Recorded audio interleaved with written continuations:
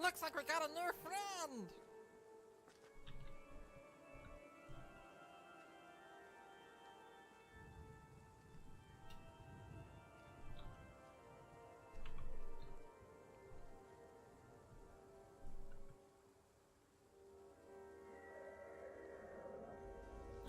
Looks like we got a new friend!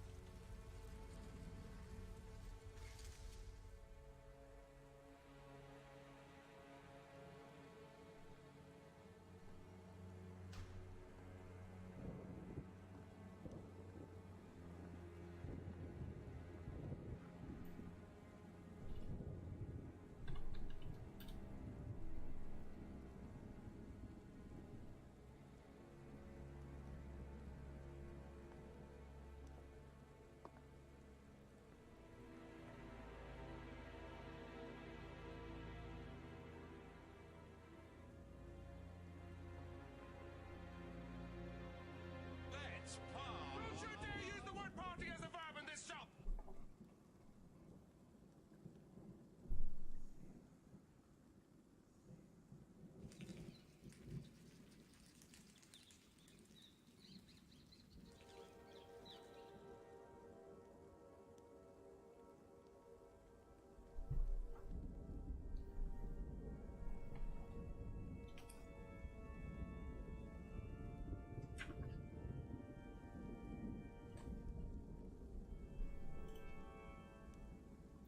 Looks like we got a new friend!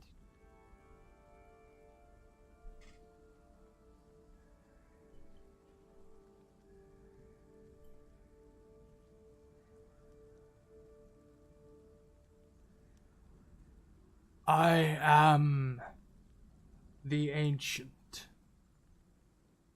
I am the land. My beginnings are lost in the darkness of the past. I am not dead, nor am I alive. I am undead. Forever.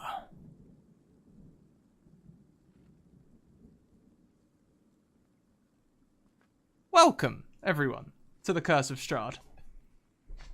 Oh, hi, characters! How are you guys doing? Ha! Way to scare the shit out of me first thing. Yeah, I feel great right now. You missed my dog barked at a very appropriate time. Awesome. Awesome. So, you guys, we've done our session 0, and hence I will hand over our introduction to the show this evening to you guys. You remember where we all left off, and you can also use it as a brilliant opportunity to introduce the chat to your players. So we'll go round the screen anti-clockwise, I think. We will start with Madam Gandalf. Damn it. I was just like, no. Yeah, but hi everyone, my name is Madam Gandalf. I am playing tonight Suri, a little halfling rogue who's the twin, well, not twin sister, but sibling of Sophie, as played by Oh Baby. And we're mischievous, Suri is very mischievous, likes coming up with overly dramatic ways to get through life, and they're constantly trying to steal and make their way in a very harsh world with their little tricks and tidbits. They're like little Aladdins, or I'm the Mary to Oh Baby's Pippin. Yeah, I'm the Mary to your Pippin. Yeah, I'm the Mary to your Pippin. No, I'm the Pippin to your Mary. Oh, okay, there we go. Interchangeable. These little things are important. It's true. But yeah, I'm very much looking forward to the Curse of Strahd. I've never played a Curse of Strahd campaign before. And yeah, I'm really excited to get to play with both Alice and Dr. A. Kelly as well. So that's going to be super cool. So thank you so much, Scrap, for this opportunity. Fantastic, thank you so much. And anything significant happen in your episode 0, Siri? Well, during our first episode, while Suri was wandering in the forest to pick up some mushrooms as a special request to cook for Talia and her mother for a banquet of sorts, Suri got bitten and attacked by some wolves. And we do believe that the main person to bite her might have indeed have been a werewolf, as he snarled at her with menacing teeth and talked to her before he sank his teeth into her flesh. Next around the table, we have A. Kelly Lane. What a way to kick off the show. Hi, so I'm Kelly, and today I'll be playing Talia, who is a half-elf paladin. She's very devout to the goddess of fate and destiny, and she's the daughter of a local noblewoman, and in our episode 0, Talia was tasked by her mother to go find a new replacement chef, and she stumbled across 2 people who seemed like they knew what they were doing. And our lovely sisters, and they all came to her house, and we were about to start dinner, but our guest did not arrive. I think that's it. Fantastic. Yes, that is all very true. Wow. So all this next, gold is for me? next around the table, we have Rachel, or as we know her, OBB190. Hello. Yes, my name is OBaby190, or Rachel, and I will be playing Sophie, the other half of the halfling duo. God, it doesn't work, does that? Anyways. But yeah, so I will be playing Sophie, who is the also a mischievous halfling in this campaign, who last session got hired as a cook with her sister, and she's very good at cooking, and she knew exactly what she was doing in this kitchen cooking. But while she didn't get bitten by a werewolf, she did get shot by a farmer with a crossbow, and she does not have a lot of health, and she instantly went unconscious. So her sister dragged her through the mud, put her in a cart, brought her to town, where we met Bob and Talia, who were very confused, and thankfully brought me back to life. So it seemed the good fortune of my halfling heart to cook for them. And now we're just hanging out, trying to figure out where my or did we find my sister? I don't remember, actually. Yes, at the very end, I believe you found her, and we did. We did. Yes, we did. Yes. So now we just have dinner with the creepy mom who doesn't know that we're liars, and we see where it goes from there. Did I play her as creepy? Did I do that? Sophie thinks everyone who follows is creepy. Thank you for that resub stump. 7 months in a row. Enjoy your game, sir. And also thank you to Kent for the donation. I won't drop it on them yet. I'll let it be a surprise. Alice, last around the table.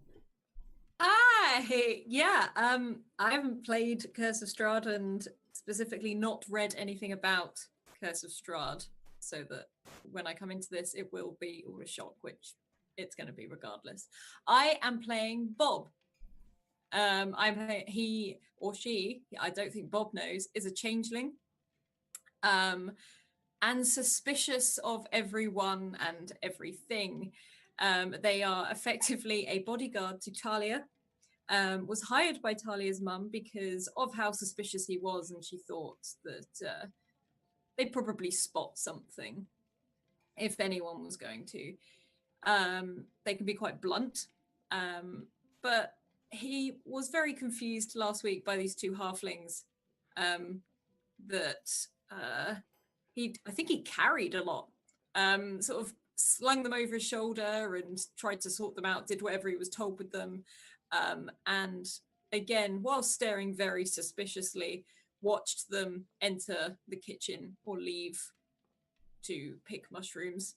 And we are all now in the dining hall. I think everyone's sat around the table, and Bob is in the corner, not too far from Talia, but not sat at the table, as we wait for this guest that doesn't seem to be showing up.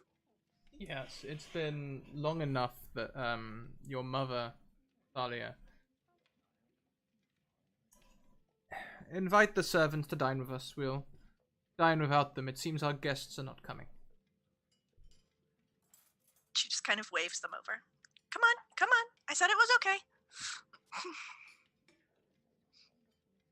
And she Suri sits. gonna have as many plates in her hands as possible, like maybe balancing one on her head, kind of deal. Like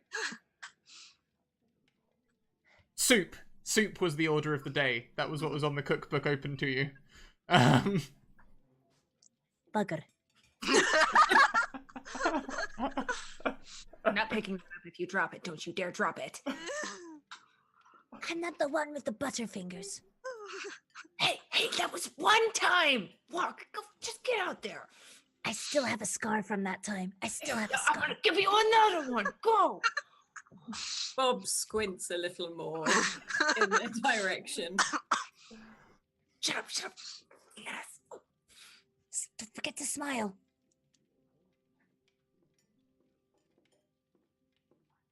Now, Talia, you know that your mother is usually talkative, and at this table she's just staring off into the distance as though... And Talia's gonna like look over and kind of nervously and then like get up, which she normally wouldn't do, and she goes and like takes the bowl off of Suri's head and puts it in front of her mom and kind of helps them put the other bowls down at proper spots at the table, and she's like, sit down. Thank you for that. Thank you for that sub. Kent gifts a sub to Crit Dice Gaming. Slade, Kent, thank you both. Slade, you do get a nat 1 or 20 to gift as you please. As does Stump if he's still around. She takes the bowl and she looks at you, Talia, as though she is weighing you.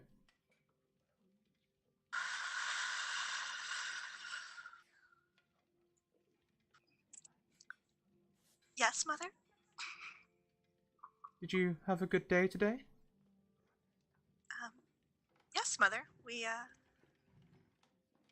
went to the temple, Bob and I, as usual, and we found these two new chefs who seemed very capable, I think, and we had a good day showing them around, and nothing out of the ordinary. Oh, I didn't even notice. Welcome, new chefs. Please take a seat with us today. And she takes her spoon up, dips it into the soup, and takes a sip. Which one of you would like to make the survival check for how good the soup is? I feel like I have to do it because would you have a higher survival than I do? My survival is -1. Okay, mine's a 0. I'm gonna do it. I'm doing it. I'm doing it. But do you want me to do it in the roll 20? Or real dice. I'll trust you to roll real dice, or you can do it in roll 20. It's up to you. Okay. There's a 9. A 9. Fantastic. She sort of takes a sip. Now, the recipe described it as hot, spicy soup seasoned with cooked pheasant.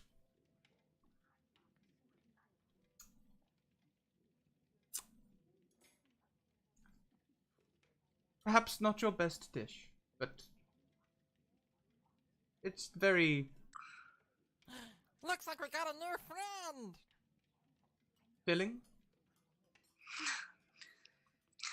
Well, there's something to be said for a hearty meal. Yes. And you know this isn't how your mother normally is. She's usually much more engaging, and she's really... It's like the guests not turning up have really upset her. And Talia's gonna kind of like lean in and whisper to her, like, "Is everything all right? I don't. Who was supposed to be coming today?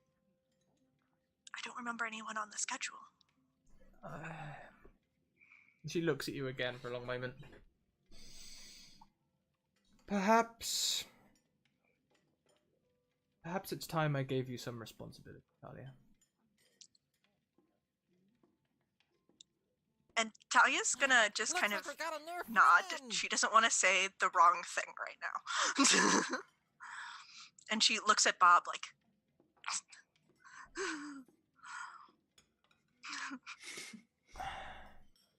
The guests I were expecting were some mercenaries. I was going to... Bob stands up straight at him, and you can see him sort of try and puff out a little bit, even though he's a very small sort of elf at the moment. Just tries to puff out a bit. They were... I'll tell you the whole story.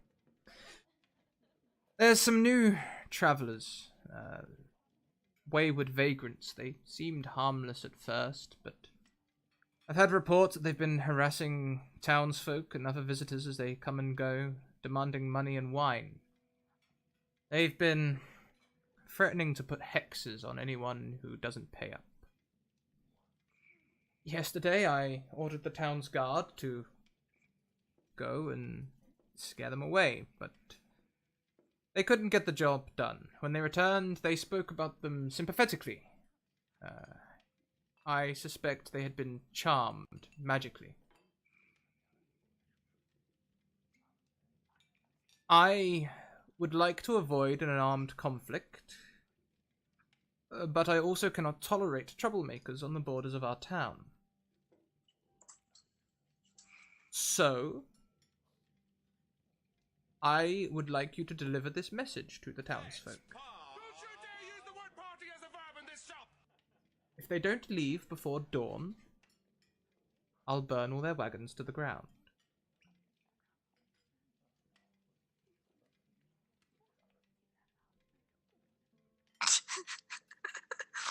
sorry, it's making me laugh.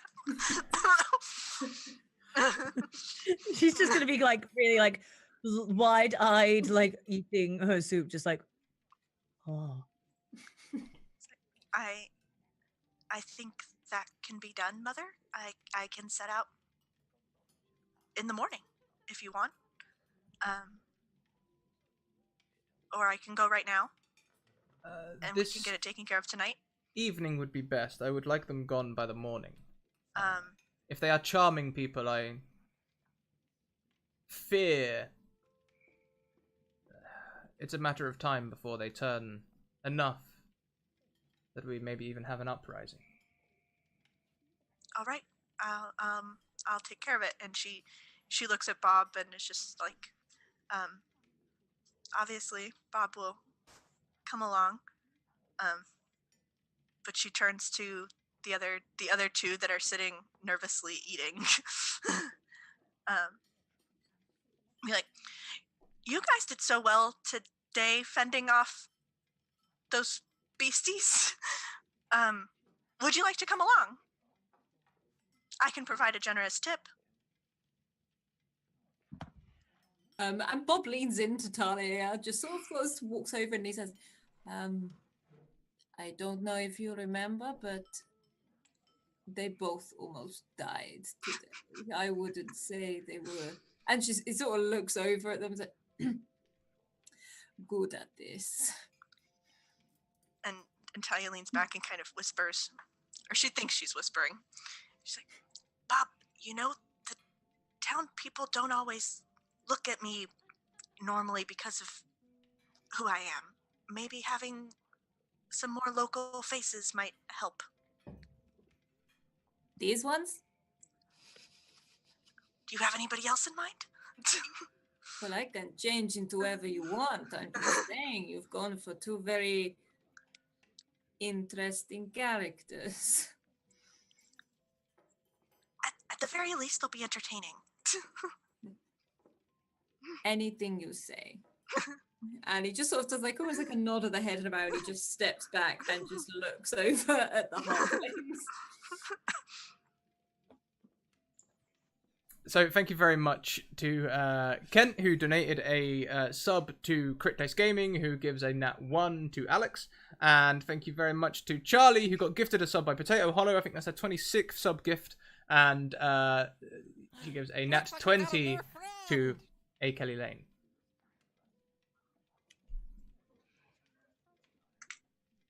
Thanks, Slade. Thanks.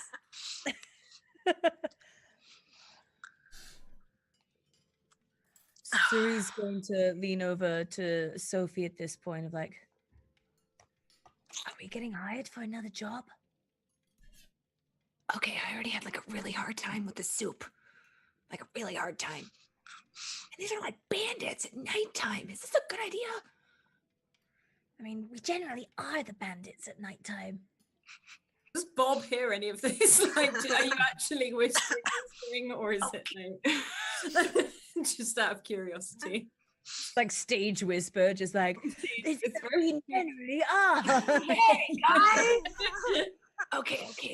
See, I get what you're saying, and I'm super flattered, but like actual band, like this is like a, you can see a cow from either side of this town. It's tiny. We've done our work here. These are real bandits. Real. But the money, though. Oh. I could buy a lot of gumballs. A lot of gumballs. Okay, ask how much. Ask how much. You do it. Before we accept your offer, we would like to ask how many gold this might entail. Yeah. And Talia thinks about it. She's like, well, I mean, I imagine it depends on what we come across. So, if it's an easy day, 5 gold apiece. But if we actually have to take anyone out, we can renegotiate.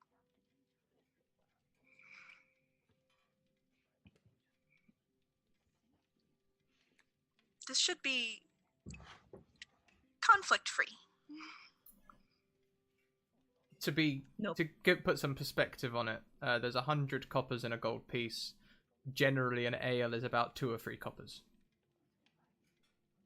That's a lot of gumballs. And Talia's very well off. She has really no concept of how much money she just offered them. A lot. All right. Yeah? Suri? As long as my sister doesn't get shot with a crossbow like I was yesterday. Then maybe you shouldn't steal a cow. We were just checking it for Mad cow's disease. splinters. Oh. That one. And Bob's looking in between them, just No, like that. We're actually part-time veterinarians. Mm-hmm. You know, You have so little many lads. skills. But Bob, don't they have so many skills? so many Yes. skills. Like a So- lot. so many skills. Jacks of all trades. I knew having you guys along would be a wonderful choice. Your mother stands, and she walks over to a table set to the side, where you know that she keeps her favorite music box. And she leans down, and sometimes when she's stressed, you've seen her go and play this, and that's what she does right this moment.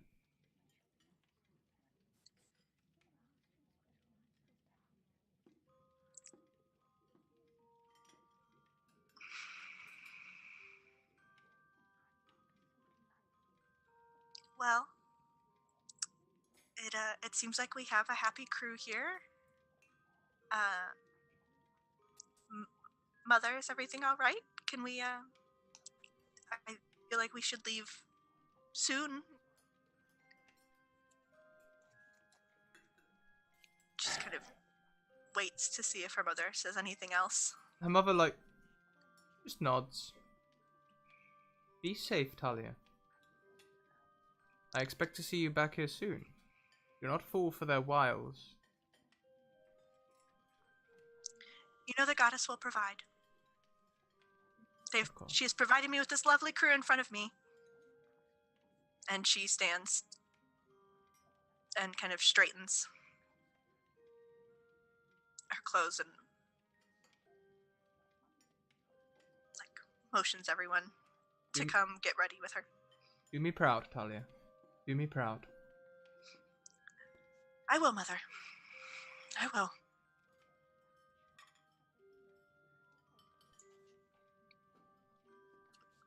And so she motions for everybody else to kind of stand with her, and she heads to the door.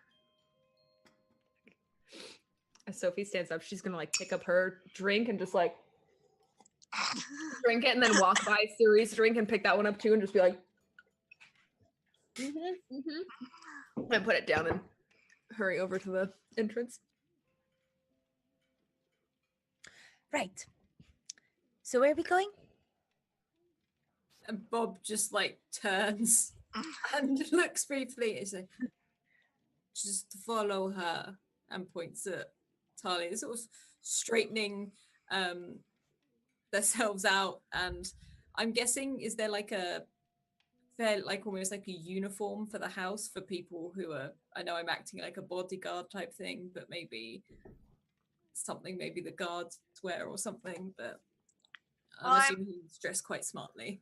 Yeah, it could be. Maybe they have perhaps chainmail with a tabard, or leather armor with a tabard or something. Like just a tabard that they can throw over. Sorts of adjusts himself and tries to hurry and walk in front of the two halflings before they get to Talia, and then opens the door for Talia.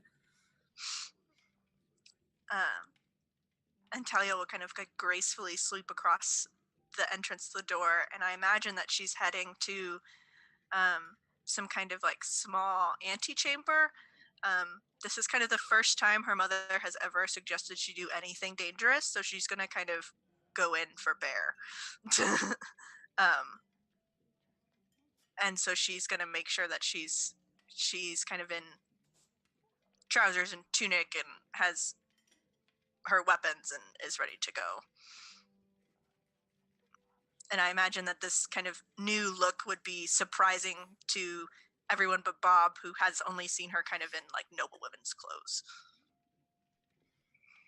Yeah, Bob is, you can see that he looks concerned. He's like, if you still stay behind me, Of I'm course, going Bob. to wander off. Of course. And he sort of, whatever weapon you've got on your back, he just sort of straightens it because you've put it on. He's like, and then he looks and just questions himself as, you put the pointy end into the other person. Okay. I know how to use a Stay sword. You comfortable. taught me how to use a sword. I'm just checking. And he sort of, he's not wearing a frown, it's just a very blank stare, especially for an elf. But he then stands sort of to attention. And again, probably always keeping an eye on the halflings, whatever they're doing. Are these like obvious glances at us?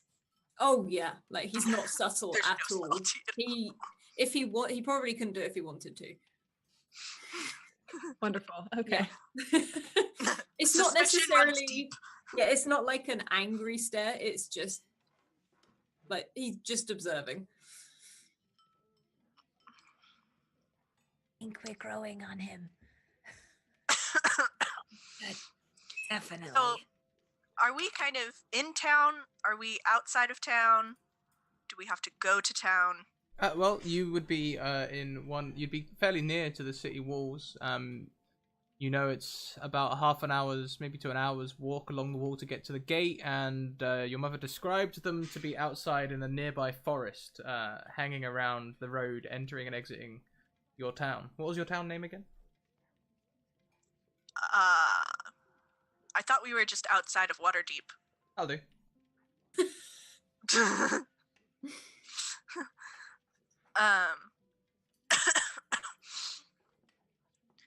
So I think Talia would lead them.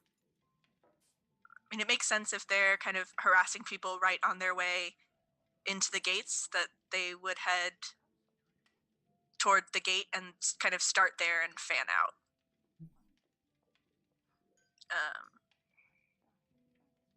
So I imagine it's, you said probably like a 45-minute walk, something like that. Yeah, something like that. And she would follow the main road kind of without question.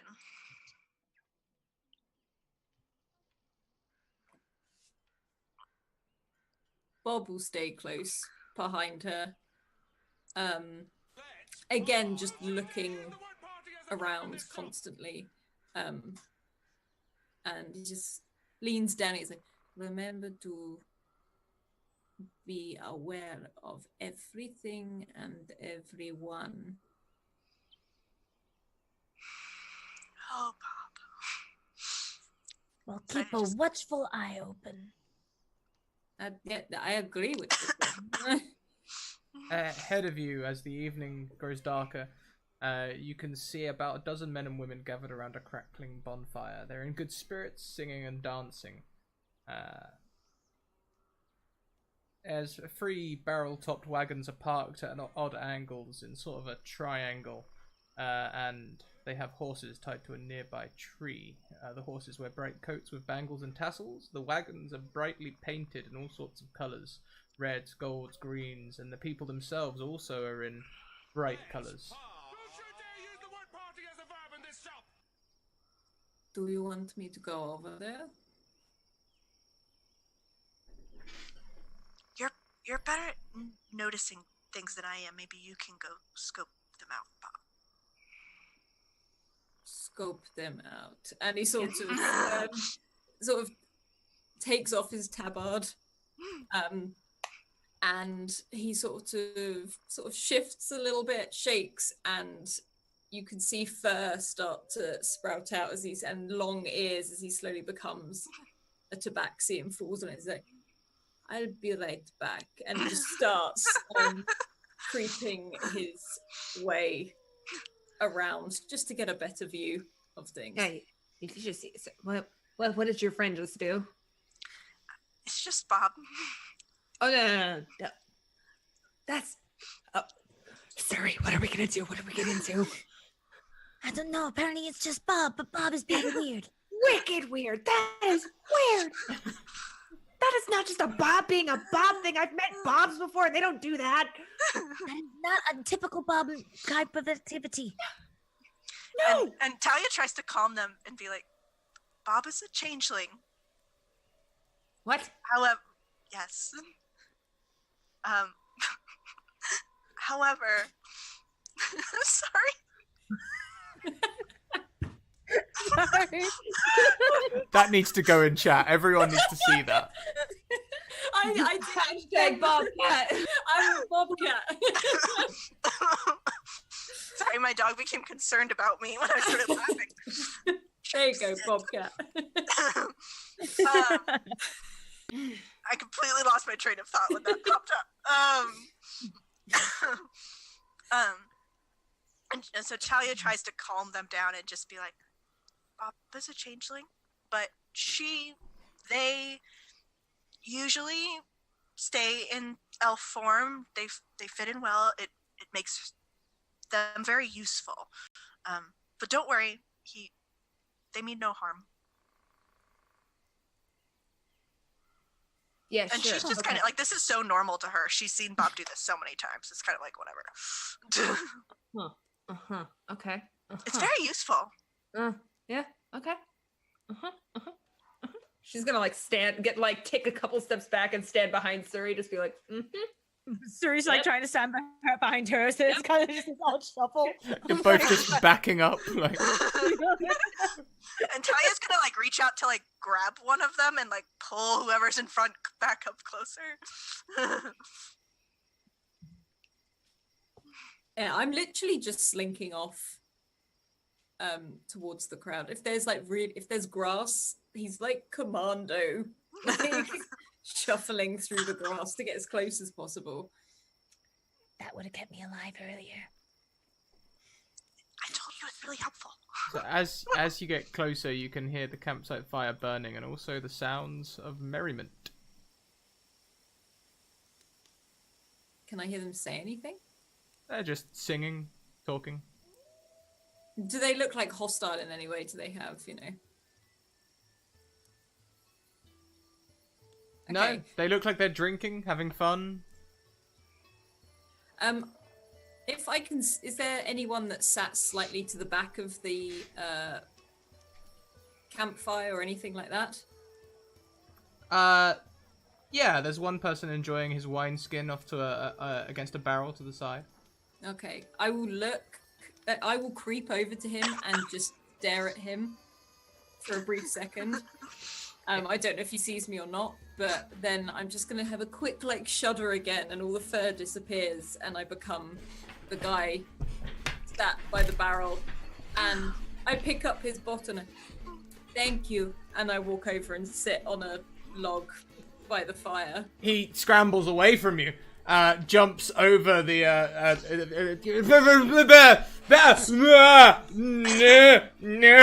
It's just the wine, it's fine.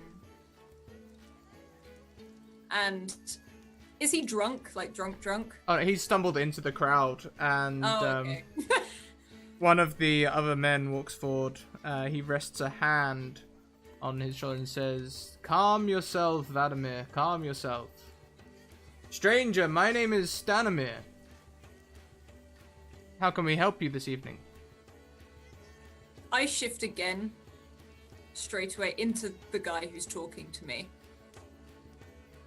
And I wondered what you were all doing here. You sound like you're having so much fun. Yes, indeed. Come, join us. We drink and be merry in the evenings and work hard in the days. And sort of looks away. Why are you here? He's quite blunt. He said, "Why are you here?" We travel from town to town looking for work. We mend pots. We darn socks and mend clothing. We do all sorts of useful things. You seem like nice people. Have you had any confrontation? Oh, there's always confrontation. People accuse us of stealing their children, or stealing everything that goes missing around their town gets laid at our feet, but we're honest folk. That's a shame.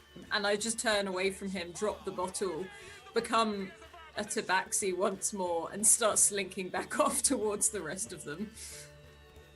I'm literally just, I don't know why I'm sneaking, but he's like, it's his thing. He's still like sneaking back towards you guys and pops up right behind the halflings, but still looking at Talia. He's like, they just want to dance socks. It's okay, halfling, it's fine. I just sort of like pats you. It's like, they just want to dance socks and fix pots. I don't know the problem. Oh, well, they seem so pleasant. I don't know if they could possibly be the people that Mother was talking about. People have ulterior motives they won't just tell me. Maybe we should investigate by infiltrating the party. Stanimir is now standing and waving the way that Bob went. And Bob just looks and just like waves back. And he's like, I think he wants us to go over there. That seems like as good an idea as any. Okay. But I hope, and she looks at the two halflings and she's like, but remember, this is business. Mm-hmm. Have we ever been anything but business? All work, no play. Exactly. It's exhausting. And Talia just takes them at face value. And she's like, okay.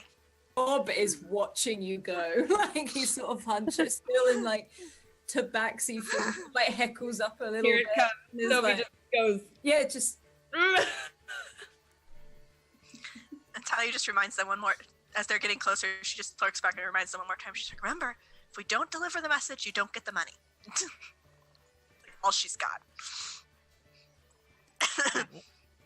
And they heads towards the party, I guess.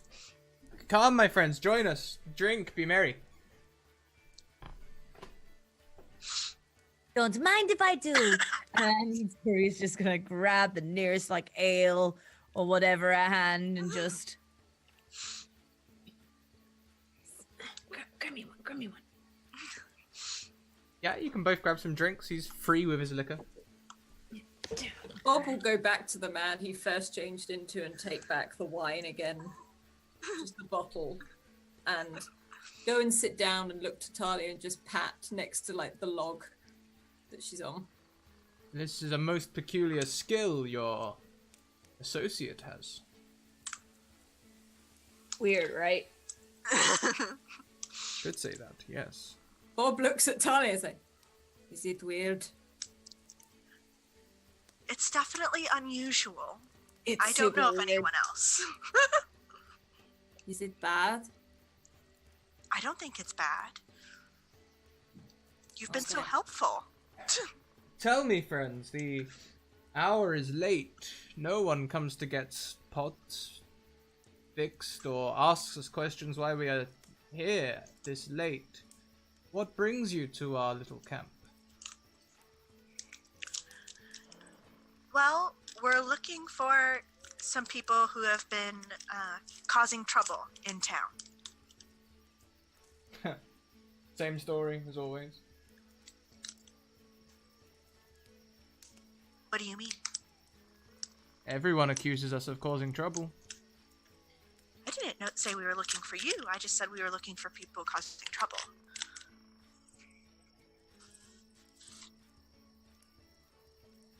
He gives you a long look, telling you that even if you haven't implied it, he's inferring that you mean him.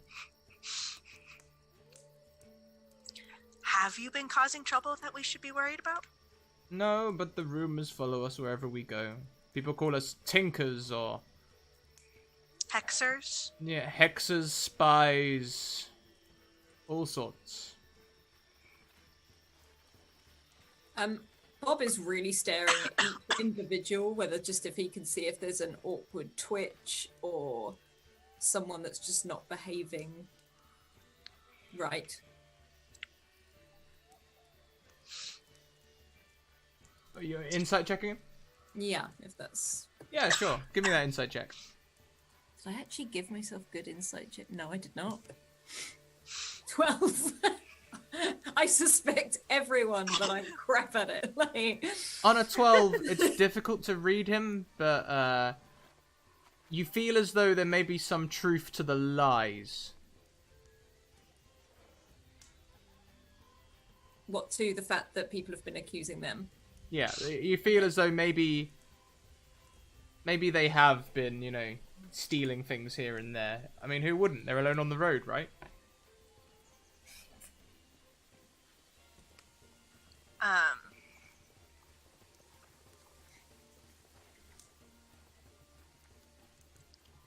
Would Talia maybe know of some of fancier things that they had been accused of stealing from, maybe from her mother's friends or something? Could she look around to see if she recognizes any of jewelry on people or anything? Yeah, sure. Give me a perception check.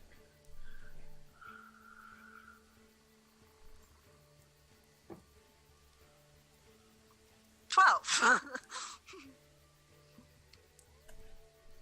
You look across, and on one of the women you see a fine necklace, which could almost be one of the necklaces of Lady Barksdale, one of your mother's confidants. You haven't heard it's missing, but it looks similar.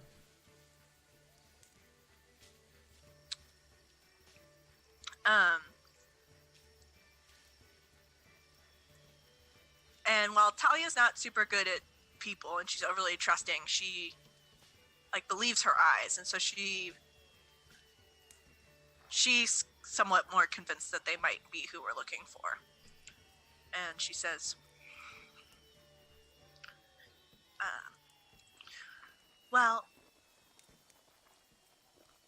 It seems that you have a lot of wealth here that I wouldn't expect from a traveling group. And she says, kind of looking at the necklace. So now, like, the 12 of them are sort of standing around, like, come. You are not here to party. What is it that you wish of us?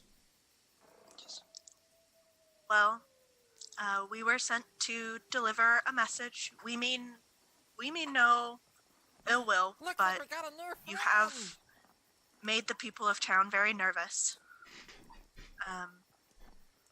And my household would like you to leave before dawn. Or there will be consequences.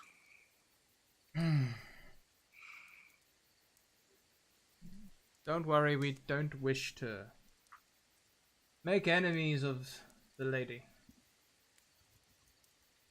How about we strike a deal? You listen to our tale, and we'll move on. And Talia remembers that her mother doesn't want there to be any, like, major conflict. And so she kind of looks at him and she says, "That's simple, huh? That's simple. You promise?" And can she insight check him? On my honor. You may insight check him. Ugh, she wouldn't be able to know one way or the other. I can tell Suri's gonna you, drink at this. you Just get like, a strong feeling that if you listen to his tale, he will leave this land.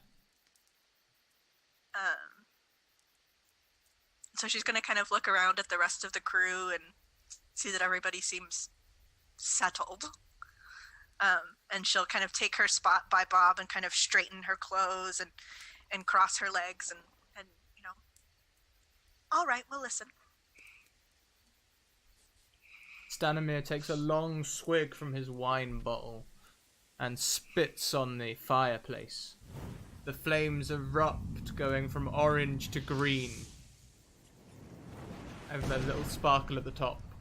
Smoke comes down across you all, and his face looms almost in the darkness. Your eyes are drawn to the bonfire's core, where a dark shape begins to dance and stir. We come from an ancient land whose name is long forgotten. A land of kings.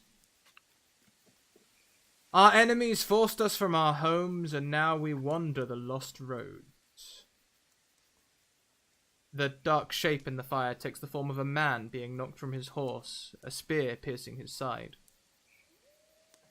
One night, a wounded soldier staggered into our camp and collapsed. We nursed his terrible injury and quenched his thirst with wine. He survived. When we asked him who he was, he wouldn't say. All he wanted was to return home. But we were deep in the land of his enemies. We took him in as one of our own and followed him back towards his homeland. His enemies hunted him. They said he was a prince. Yet we didn't give him up. Even when their assassins fell upon us like wolves. Deep in the bonfire, you see the dark figure standing now, sword drawn, fighting off a host of shadowy shapes. This man of royal blood fought to protect us as we protected him. We bore him safely to his home, and he thanked us. He said, "I owe you my life. Stay as long as you wish, and leave when you choose, and know that you will always be safe here." The figure dancing in the fire vanquishes its final foe and then disperses in another cloud of smoke and embers. A curse has befallen our noble prince, turning him into a tyrant. We alone have the power to leave his domain. We've travelled far and wide to find heroes such as yourselves, to end our dreadlord's curse and put his troubled soul to rest. Our leader, Madam Eva, knows all. Will you return to Barovia with us and speak with her?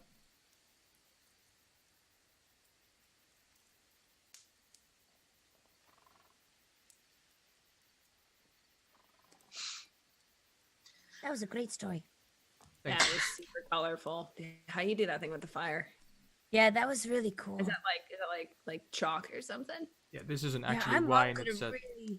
it's a mixture of like I Stuff that actually makes quite vibrant. liked it. Yeah, our mother could really use those special effects during her Oh, storytelling. God, yeah, she's really good. She gets so many tips. Oh man, I mean, so many. I could share those sorts of things with you on the way if you were to come back with us. Well, that's worth it alone. Talia Actually, doesn't go happy with it. anywhere. I mean, like, after this, are we still working for you? I don't remember signing a contract. I Yeah, don't yeah. remember- Like an employee, like interview or anything like that. So I'm just wondering. I'm just testing the waters. We're happy to return the uniform. And the spatula, I kind of. Yeah, never mind. Different time. That's true, Talia. It would mean we don't have to pay them. There is no contract. Well, they did. I mean, we did come out here. I know.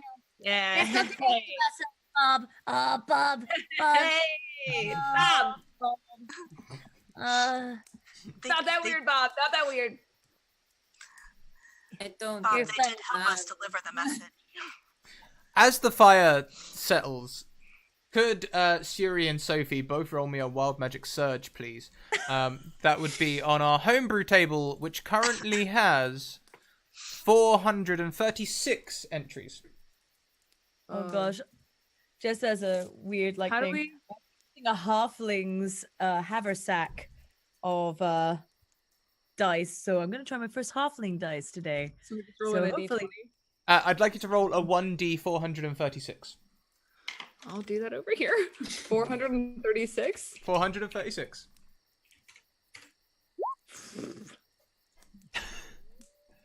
Do you have a D436 in that bag? Alex, I'm going to be impressed if you do. No, I don't. So in I was fact, going to we'll just say. We'll just do the same thing. Okay, so one, two. Okay. You feel a change come over you, Sophie. I'd like you to roll me a 1d2. A 1 is bad, a 2 is good.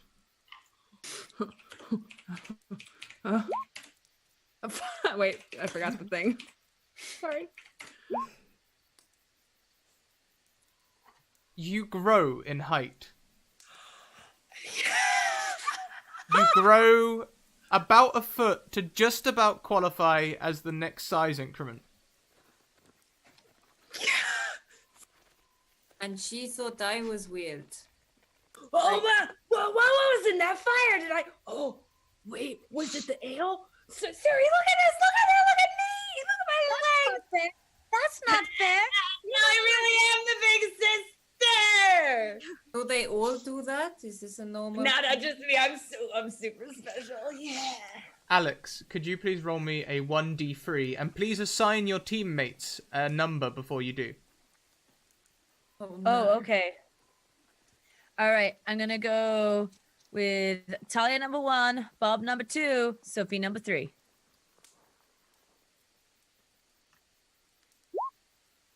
All right, Sophie.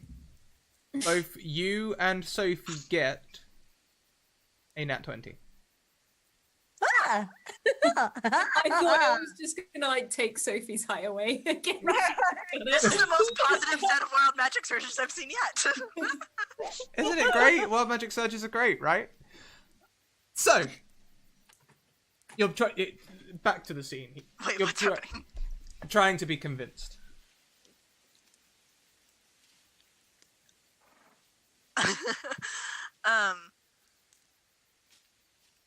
So he was just, I've entirely lost where I'm at.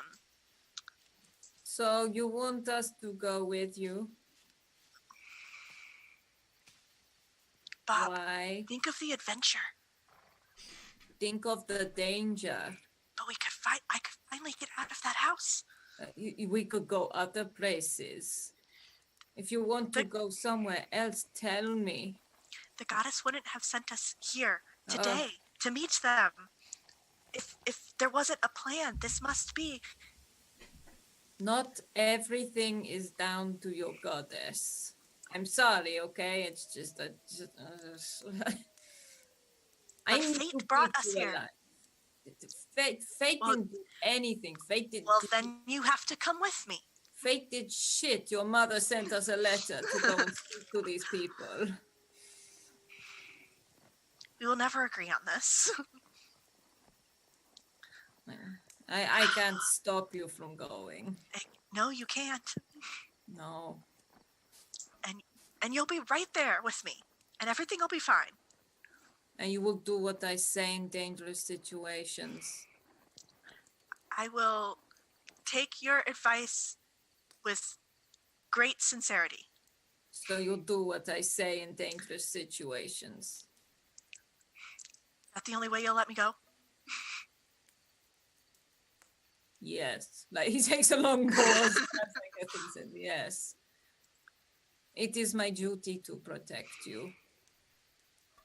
Fine. I'll do what you say. Thank you. You two one little one not so little anymore.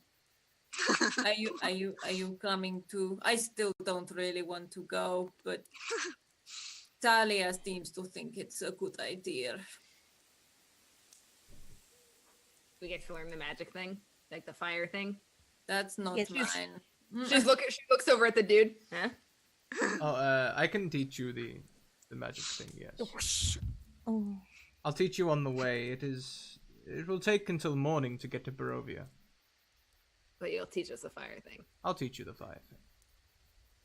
How long is the trip? What's en route to the trip to this Barovia? Well, the village itself. Madame Eva sets up on the other side of the village, and of course the great gates of Barovia. Who is Madame Eva? Is she responsible? Does she have... She What- knows what does all. She leads us. Oh. And you said Bob just sort of groans and then sits back down.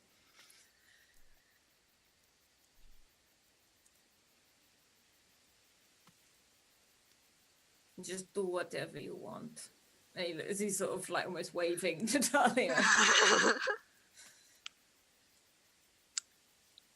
Barovia.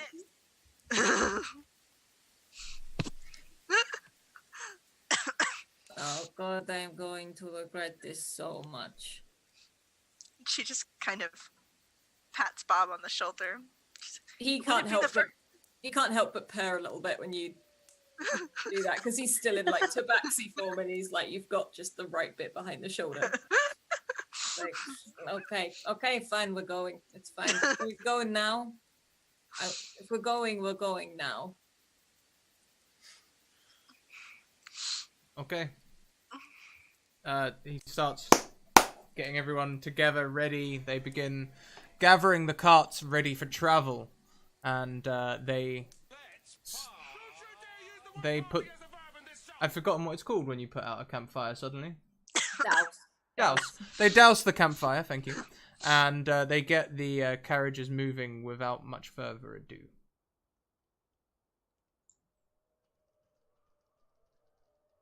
Bob is moving along to be like, is there a seat for Talia? She doesn't walk that much. She's not supposed to. Seats Don't for all. give me that look. It's fine. Do you have a seat or not? Seats for all. Take a seat. Yes. And just picks up Talia and puts her on the cart. Do you have want to- the leg up? I really wish you wouldn't do that.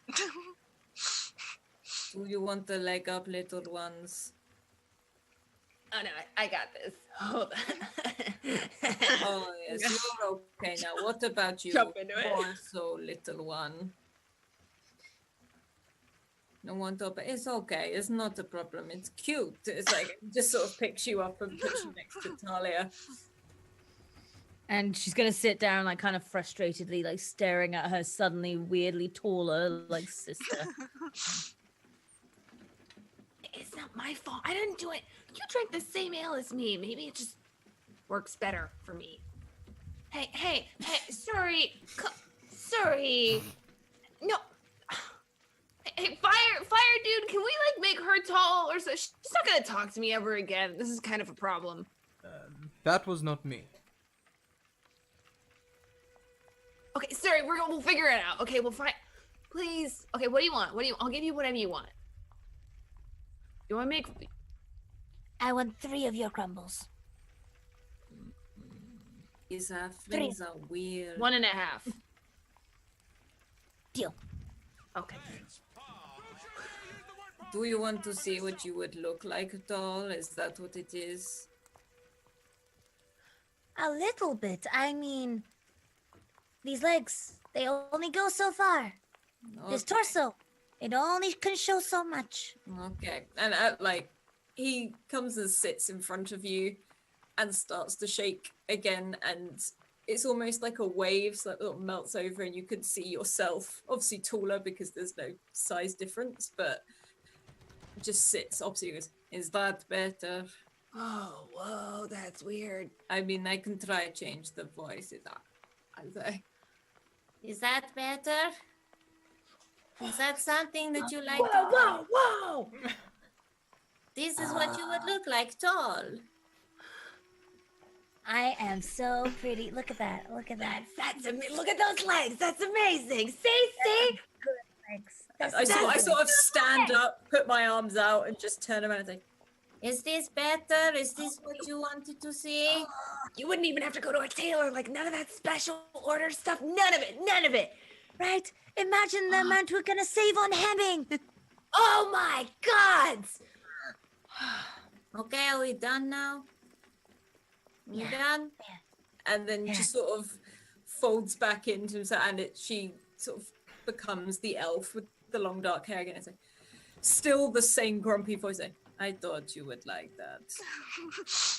For the whole 20 seconds, I saw what it felt like. To be tall.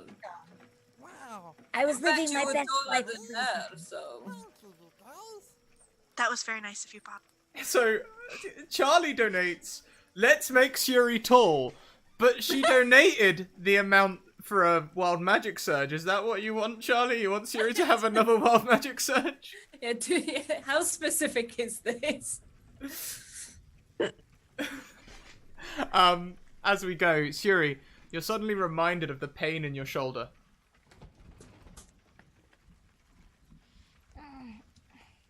Speaking of growing pains, And yes, it is another wild magic surge. So is that another $400? D436? Yes, indeed. If you guys want to add to our Wild Magic Surge table, you can do so in our Discord. Pretty much anything that goes in the suggestion box tab ends up in this table. If you get shorter, I am going to. Oh.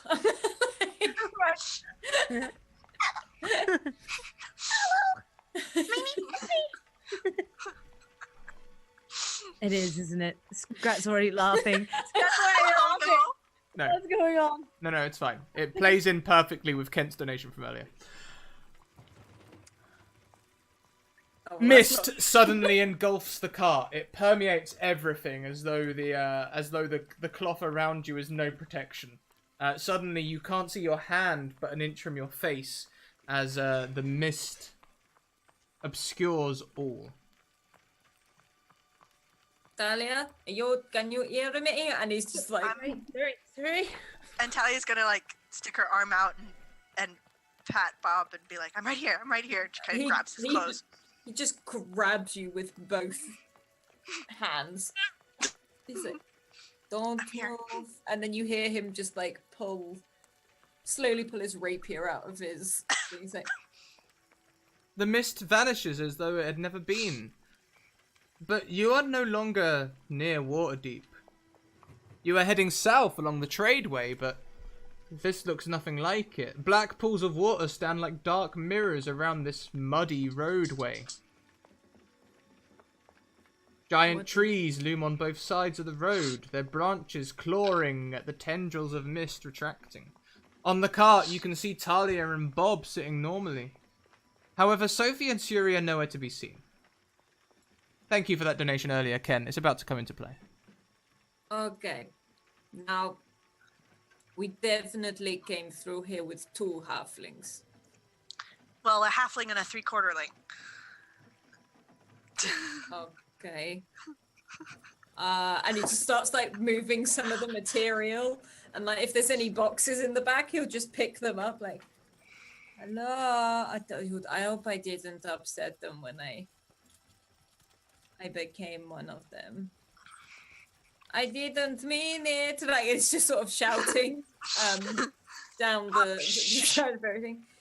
And then is there someone driving the cart like up at front? Like Yeah, someone driving the car. It's Stanmere himself. Yeah, he said, "Excuse me," and he sort of opens. We have lost 2 halflings. There's one yay high, and then there's one yay high. Don't worry, they'll turn up. They'll turn up. Is this a common thing? You just go into a mist and lose 2 halflings? Oh, they entered Barovia. Like I told you in the tale, only my people may leave freely, so they'll be in Barovia somewhere. Do you mean anywhere? Not anywhere. I'm sure they'll turn up at Madame Eva's. Talia, you sit down. You sit further in the cart. And at the moment, she's inclined to do what she's told because she did promise Bob. Sit down. And you sit close to me. Behind you, outside of the wagon, you can see fog spilling out of the forest and swallowing up the road behind you. Jutting from the impregnable woods on both sides of the road are stone buttresses looming in the grey fog. Huge iron gates hang on the stonework. Dew clings with cold tenacity to the rusted bars. And 2 headless statues of armed guardians flank the gate, their heads now lying amongst the weeds at their feet. The gates slowly close behind you. I feel like this whole time Talia is just like trying to like take in as much as she can because she's heard tales of Barovia before and she's Bob is grabbing her like he's just like, would you keep your head down? We don't know what'll happen. It's okay, we'll be at the village in around 2 hours. So let's pan across to Sophie and Siri. Sophie and Siri, you emerge from the mist in a cart. With no horse, or driver, or passengers. Are you seeing lack of seeing these things? Well, I know that there should be a horse. Yeah, usually. There should be a driver. Usually as well. And there should have been at least A changeling, a weird princess, and then a fire dude, right? right. Yeah, and at least. At least. And there's definitely not. There's definitely not. Well, There's- if my math is correct, we are without all of those. One, okay. Change, princess, wizard, driver, me, you. That's like 4 of the people that are here. The cart That's slowly tumbles off the side of the road. Not tumbling, but just comes to a stop at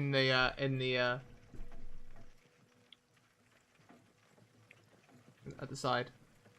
I'm getting out. I'm getting out. I'm getting out. Siri, that pain in your shoulder is now burning intensely.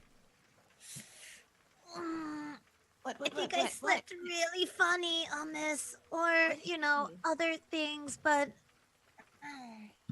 Are you hurt? Well, before you found me, I got a little bitten. Wait. Like that thing from before in the forest, and it closed, though. It hurts? Yeah, but I got a scar, like, right here. She'll just like, Does it look weird at all? Oh, it's burning. It's shining brightly. In fact, it's shining brightly in the moonlight. Siri, something clasps at your throat. You are unable to speak for a moment as pain racks your body. And Oh no. if you don't mind, I will take over your speech for just a moment.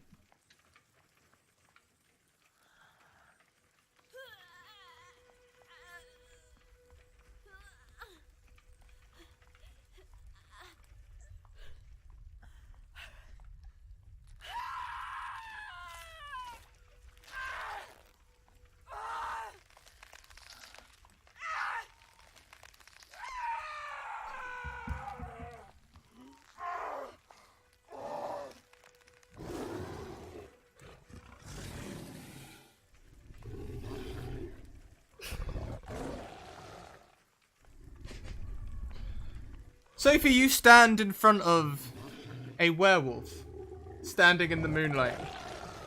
Oh, sorry. Hey. Oh, God. Okay, sorry, wait. It's me. Oh, okay. Oh, good dog. Good. Okay. Let's just calm. You sit. Sorry. Oh. Mist envelops everything again.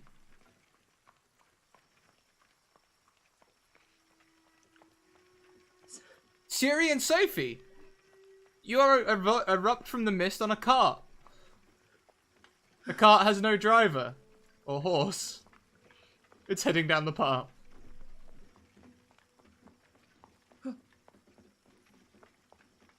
Wait. You were just. Wait. Sorry.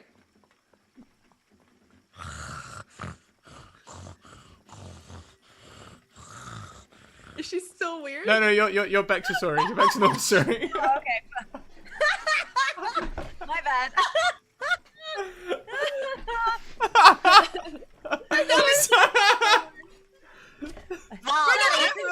Stop doing your impressions. Knock it off. It lingers. What was that? You know? It's like an aftertaste, you know? Just. My bad. Is this really the time to be making jokes? Leftover snarling, it happens. Behind you, you see the same gate. The jutting jutting high stone buttresses, the statues with their heads in the weeds, and the gates close behind you also. The cart comes to a stop at the side of the road. I'm not getting out this time.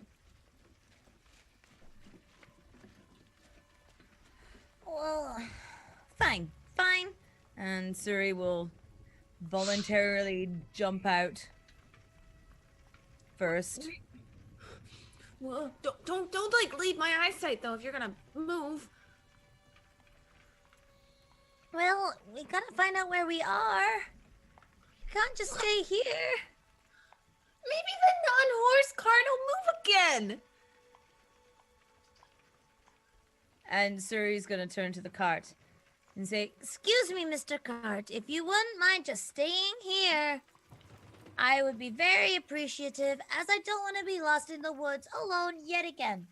Oh God! Don't! You're gonna guilt trip me with the cart. She's gonna jump out. Fine. Now then, you know the drill. and Suri's gonna like stick a finger in her mouth and just feel for the wind. Like what direction? And is she able to tell what kind of direction the wind might be going? The wind doesn't seem to blow or buffet. Instead, it clings and cloys. Mist hangs in the air still. And when it moves, it seemed to move without any impetus. That's weird. Well, that didn't work. Nope. Okay, so we just, I mean, the cart was going that way, so should we just keep going that way? Do you have your knife? Yep. Well, mark trees as we go. Let's go.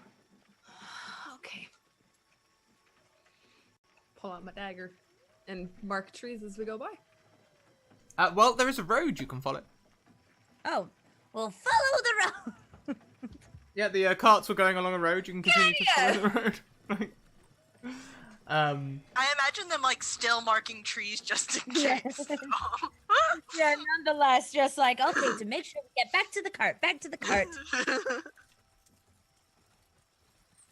And, I would walk 500 miles. Do you know what? This feels like the perfect time to ask you all what your passive perceptions are. All of you. -1.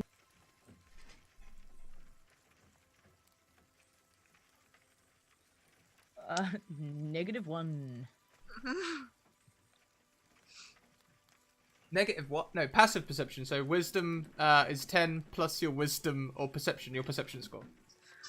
So 9. So Oh, got you 9. 10. Yeah. 9. Who was the 10, sorry? Sophie. Sophie. Talia's an 11. Very nice. Bob is a 12. Oh, you sweet summer children. We are blissfully unaware. Gonna die. So, just about having the higher of the two, perhaps it's that extra height, Sophie. You catch the scent of death on the air.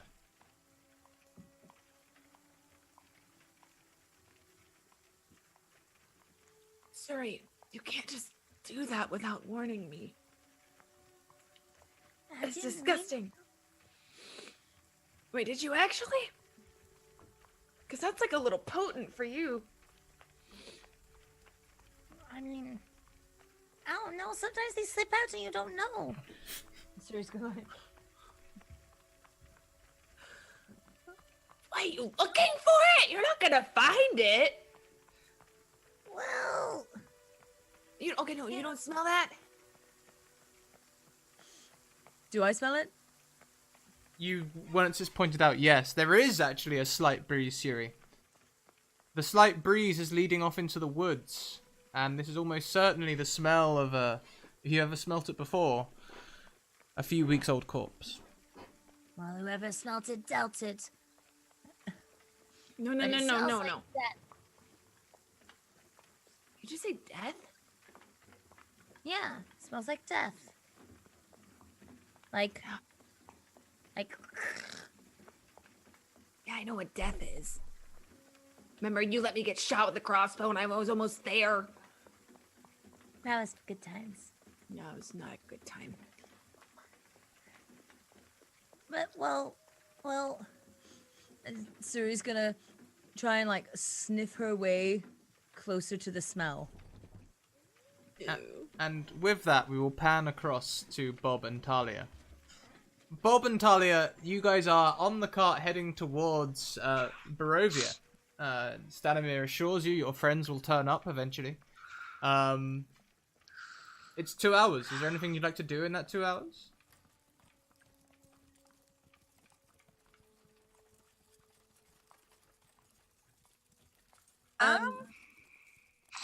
No, go ahead, Bob. Bob is sort of constantly checking around. So sometimes he'll go to the edge of the cart, poke his head out and look around and duck back in again. And then does that really overprotective thing of just checking Talia's okay, checks her pulse, checks like her temperature on her forehead. Is like, okay. Basically, he's panicking a little bit, basically, because he doesn't know where they And I are. think what Talia wants to do is go sit up next to the driver, but she like doesn't want to give Bob a heart attack. They go, you can sit next to the driver, I just sit there too. So Talia's gonna climb up front and kind of ask, what's our driver's name? I can't remember. Stanimir. She said, "Can I sit with you?" Yes, please, of course. So she'll sit with him, and I think she'll kind of start asking him some questions, just like, so you're from here, then? Yes, born and raised. Many, many years ago. Do you have family here, or? Yes, With us? you will meet them. They hang around with the rest of the Vistani. Madam Eva looks after the children. Can you tell me more about her? She knows all. That's impressive. She Um, she knows the Taraka cards. She understands the ethereal. Does that make sense to you? not really. At least we are honest. So, like, she reads signs from the gods? Yes, similar to that. Yes. If she can she see one's destiny, one's fate? Almost certainly. Then she must be blessed by my goddess. And you see Bob just like, oh, but try not to do it in front of Not again. I feel I should warn you, princess.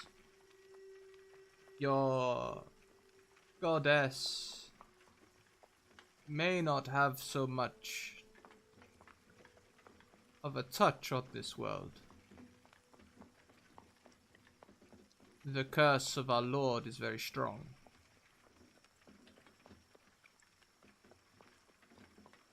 Well, I have faith that she'll find me anywhere.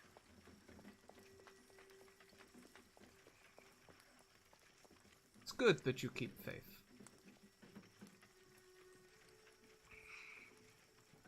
Well, it seems like in this place all I have are faith and Bob.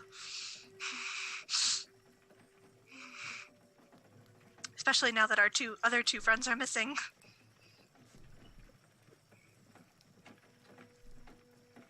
Like I say, they will almost certainly turn up. Once you pass through the gates of Barovia, you cannot return. Unless you are Vistani. But you'll be able to get us back home, right? Yes, once you've helped us solve our tyrant's curse.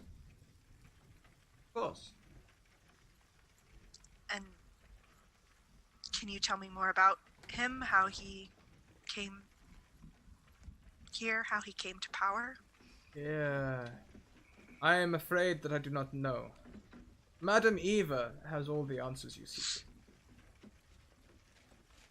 Well, sounds like I'm glad that you're taking us to her. Yes. It will be good for all of us. And then I think Talia would just kind of take some time and try and kind of reach out and try and connect with her goddess, because she is worried about her not being able to reach her here, and just kind of sit in quiet. As you reach out to your goddess, it's like where normally the path is like a flower blooming, you reach out and you can feel the sunlight across your petals. This is more like trying to burrow into slime, like a flower trying to bloom in a oil spill, as you can feel this slick, dark presence pushing against you, preventing you from being able to make contact. And suddenly Talia's very Looks like we got a unnerved new now. She's very friend. uncomfortable. You see she's kind of playing with her hands. She's sweating a little bit, and she kind of like looks to make sure Bob is still there. What is wrong? And You are twitching uncomfortably. and she's like, he's right, I can't. There's something wrong about this place. Yes, it is a creepy place. Yes. It's She's a like, bit "No, dull. It's more than that, though. There's something blocking me from her. You don't need her. It's fine. I'm here.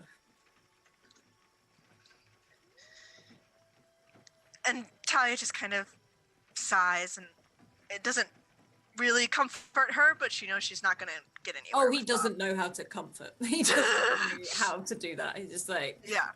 Just But quickly, while Suri's away from her computer, Sophie, you notice that hairs are starting to grow down Suri's neck. Carry on, Bob and Talia. I just thought I'd get in quickly. Sorry. So Bob will sit cross-legged, quite gangly, in front of the driver. If there's like he'll just try and sort of and just stares at him. And I'd like to do another insight check, please. Oh yes, please do. 15. On a 15, he has told you no lies. Have you told me everything? It is not my place to tell you everything. Madam Eva has the answers you seek. You keep talking about the answers. I don't know what answers she can give me. What am I supposed to be asking her?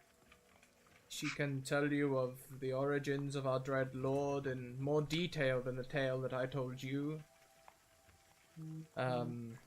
She could see your fate for you. Tell you your destiny in this place. You are a strange man. And to sort of sit back and take a seat next to Talia again. And Talia's just been there this whole time, kind of like checking her sword, checking her, making sure that just kind of fiddling with everything. Very, very uncomfortable. There is some jerky in my pack if you would like to have a snack.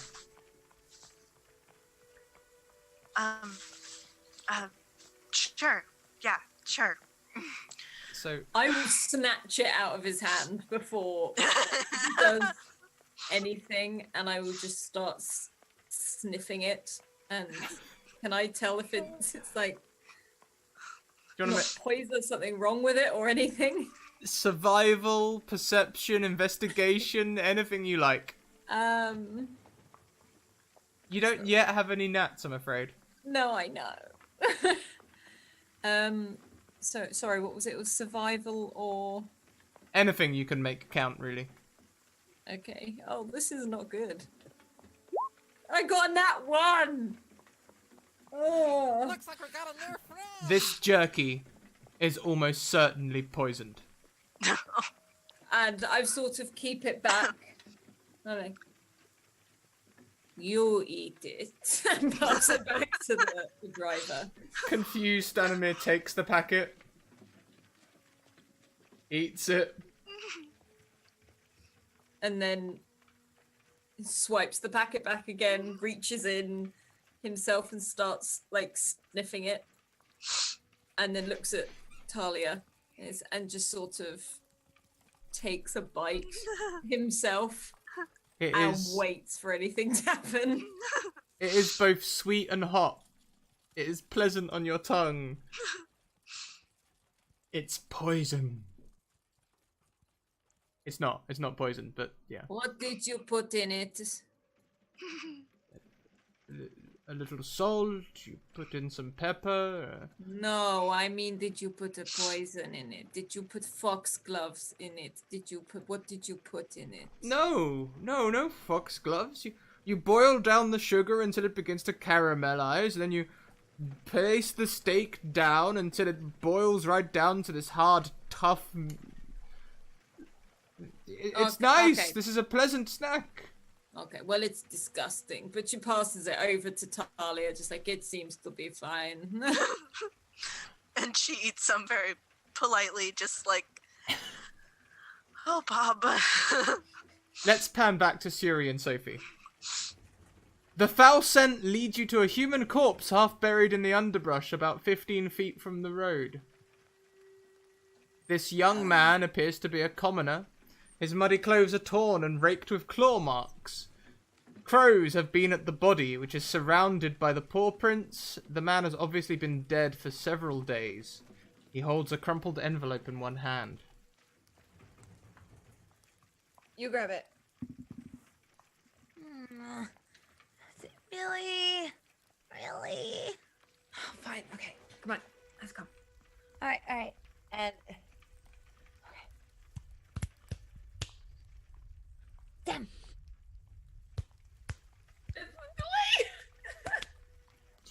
God damn. Okay. This is the stream now. fine, whatever. You know, what? I'll do it. I'll do it.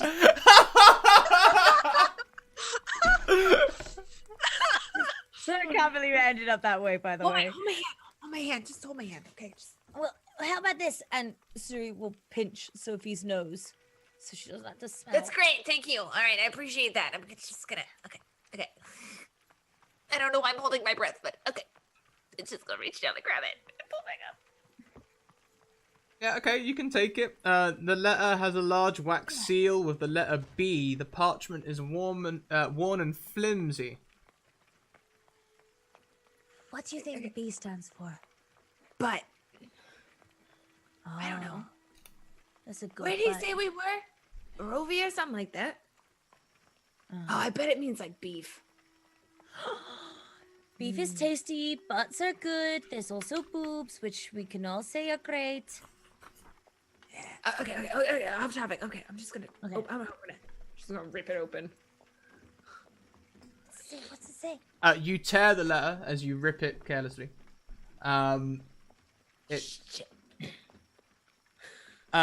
It's written in a flowing hand with lots of flourishes. It says, "Hail thee of might and valor. I, the burgomaster of Barovia, send you honor.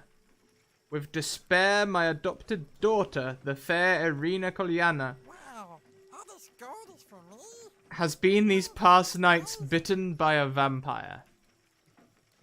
For over 400 years, this creature has drained the lifeblood of my people.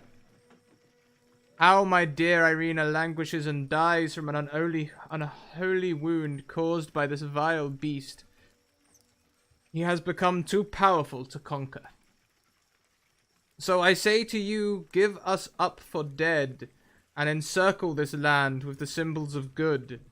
Let holy men call upon their power that the devil may be contained within the walls of weeping Barovia. Leave our sorrows to our graves, and save the world from this evil fate of ours. There is much wealth entrapped in this community. Return for your reward after we are all departed for a better life. It's sold Kolyan Indirovich, Burgomaster."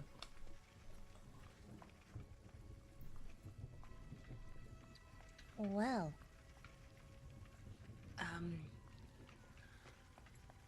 You read that V word, right? The vampire thing? yeah, like blah, blah, blah. I think it's a little bit more like this than that, but same Oh, thing. like blah. Blah. Exactly, you know, you got it. But okay, maybe we shouldn't have left. I'm starting to think we were better off being shot at by farmers next to cows. Hey, I was not better off. I was. Okay, you're right. Okay. So this guy's like a burger master or something like that. See right there at the bottom? Burger, right? That's what the B stands for. Burger. Wait, no, burglar. Burglar. Like a burger burglar? Oh, I've heard that in advertising. But, no, burglar, like, they have a sack. They, like, take things. They throw the Sorry, sack in I've the back. literally stolen things so I could sell them and buy you food. I know what that is. Okay, yeah, like, yeah. So me? Yeah. We could be No. burglars. Okay, We could but get away with this. We could use this summons. And take the thing to Barovia.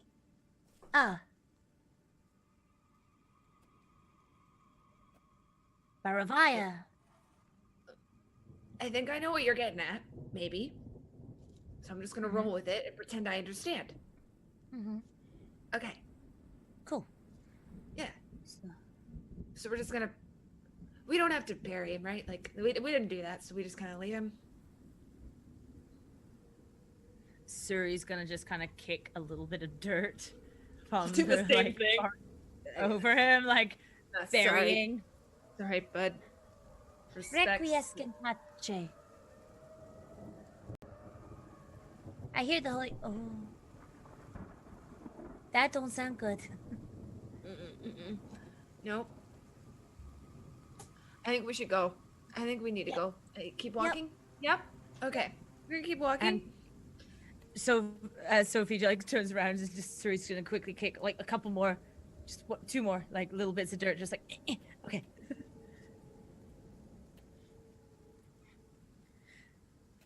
Yeah, we're gonna run off to. Okay. It's a longer trip without the carts. You run for some time.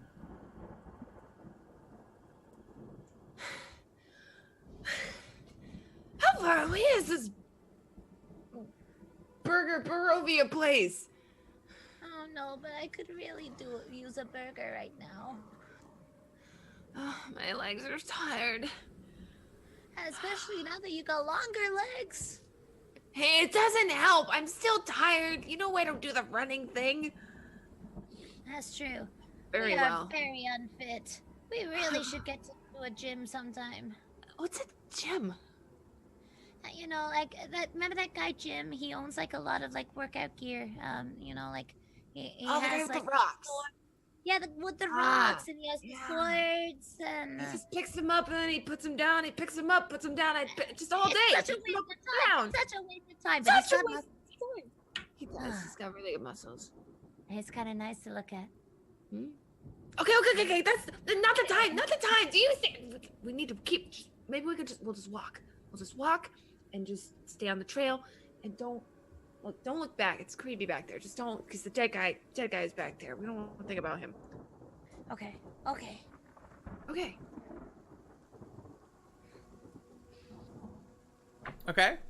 You guys carry on walking. We'll pan back across to Bob and Talia as you slowly come up to the village of Barovia.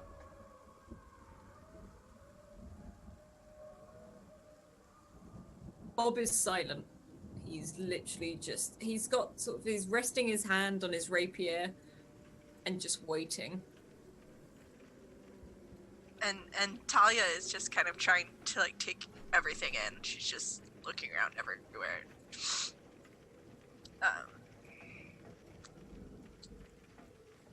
Just kind of careening as far as Bob will allow.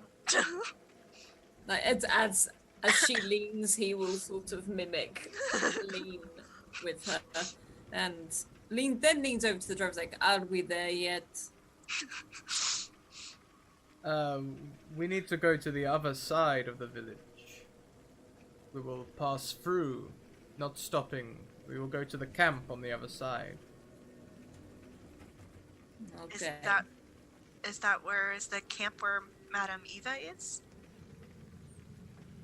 Yes, that is the camp where Madame Eva is. Tall shapes loom out of the dense fog that surround everything. The muddy ground underfoot gives way to slick, wet cobblestones. The tall shapes become recognizable as village dwellings. The windows of each house stare out from pools of blackness. No sound cuts the silence except for mournful sobbing that echoes through the streets from a distance.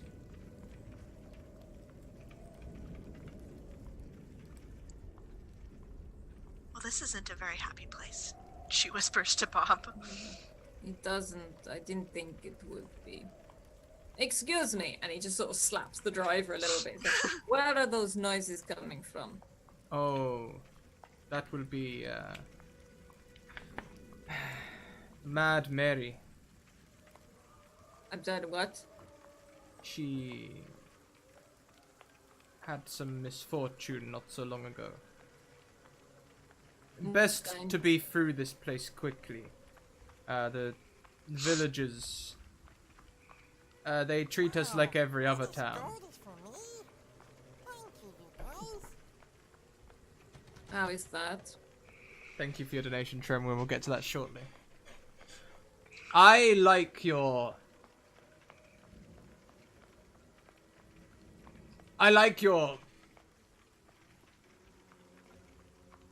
My wariness, what? Spit it Bob. out. Your protection of this one.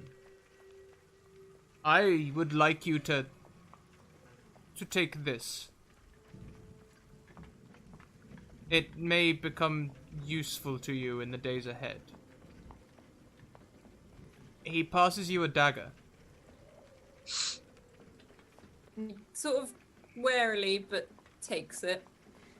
The dagger glints silver in the moonlight. It is silvered. It is pretty. Come on. And he fucks the horse on. And Bob will slide that knife into his boot so that it can't be seen. Mm-hmm. As you pass through the main high street, there is one building of note. Most are small towns and residences. There is, however, a sign over a door creaking on hinges that reads Bildraff's Mercantile. And the sparse light from that building spills out from behind heavy drawn curtains. What is in there? That is the local shop.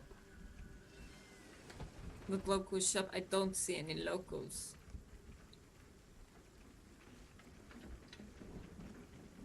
They are around. They hide during the night. They hide during the day most time. What are they hiding from? Our Lord the Tyrant. Does he come here often? He is everywhere and nowhere.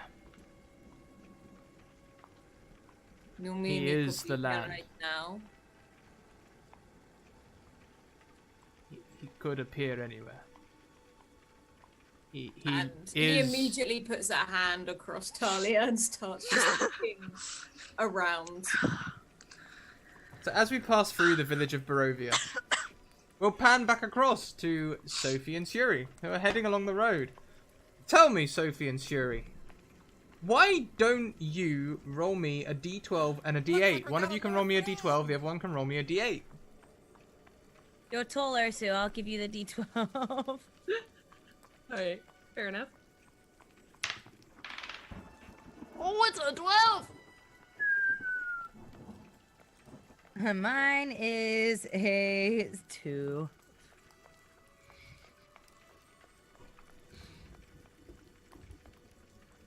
In fact, you know what? With a 2, I might as well... Can I just use my nat 1 on that? No, it's not one of those kinds of rolls. This is a, Okay. This is a what happens here sort of roll. Got you, got you. Can you both roll me a d4, please?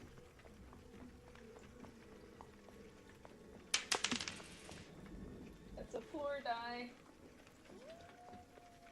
3. It's a 1. A 3 and a 1, was it, sorry? Yeah. So 4 needle blights appear. Needle blights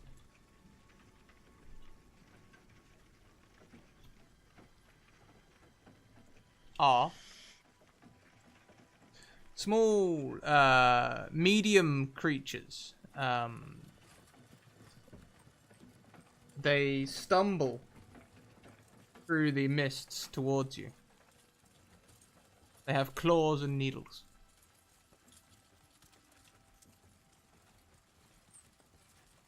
I'll try and find a picture. I'm not describing very well.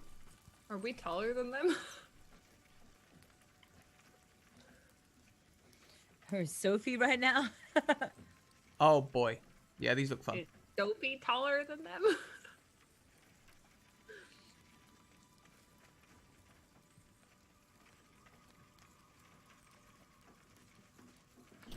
There in the stream chat is a picture of them for you. Uh-oh. They are quite tall. I don't think I'm taller than them. I don't think so at all. Nope, not looking at the little person there. That little person is actually very tiny. They're probably taller than you.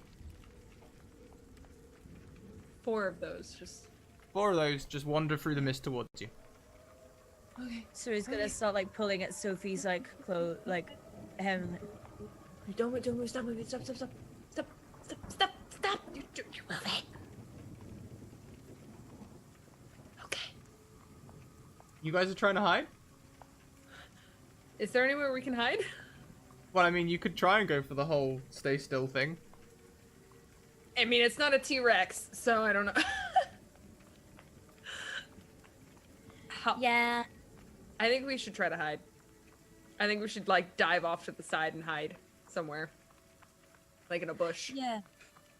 Yeah, Suri's gonna follow Sophie at this point. So if Sophie tries to hide, Suri's gonna run with. I will need some stealth rolls. Now, remember, you do have nat 20s. If you decide not to use them, we will use your advantage. I'll use mine for now.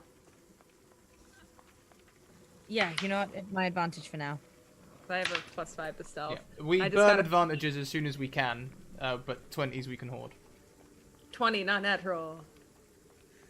Unnatural 20, very nice. And 21 not natural. Well, yeah. You guys disappear into this bush at the side of the road. Beside you, you start sliding into the mud as you do so.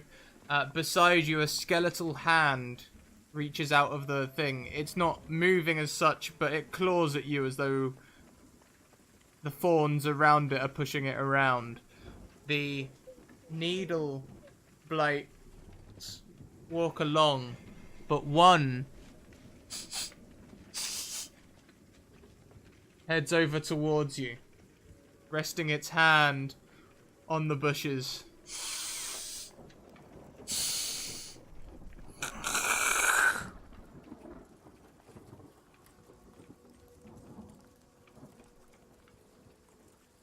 And moves on down the road.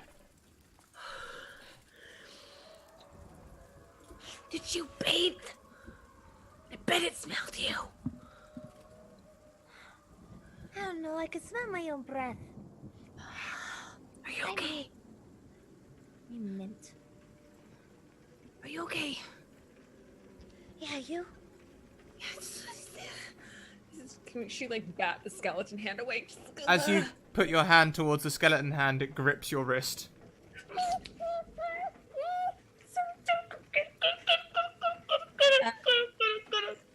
Suri's gonna like smack it with the like hilt of her like dagger. It crumbles into pieces.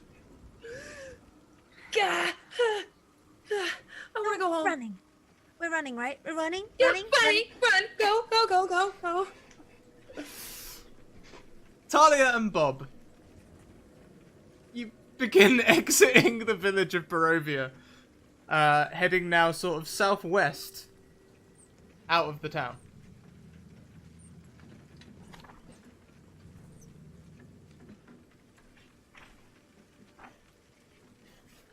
You pass over a bridge that crosses a dank stream, and the surrounding forest is dark, mysterious, looming. I feel like Talia like pats her sword on her back kind of comfortingly. And tries to calm herself. As you both sit, could you please both make a wild magic surge roll? What was the number again? Sorry. 436.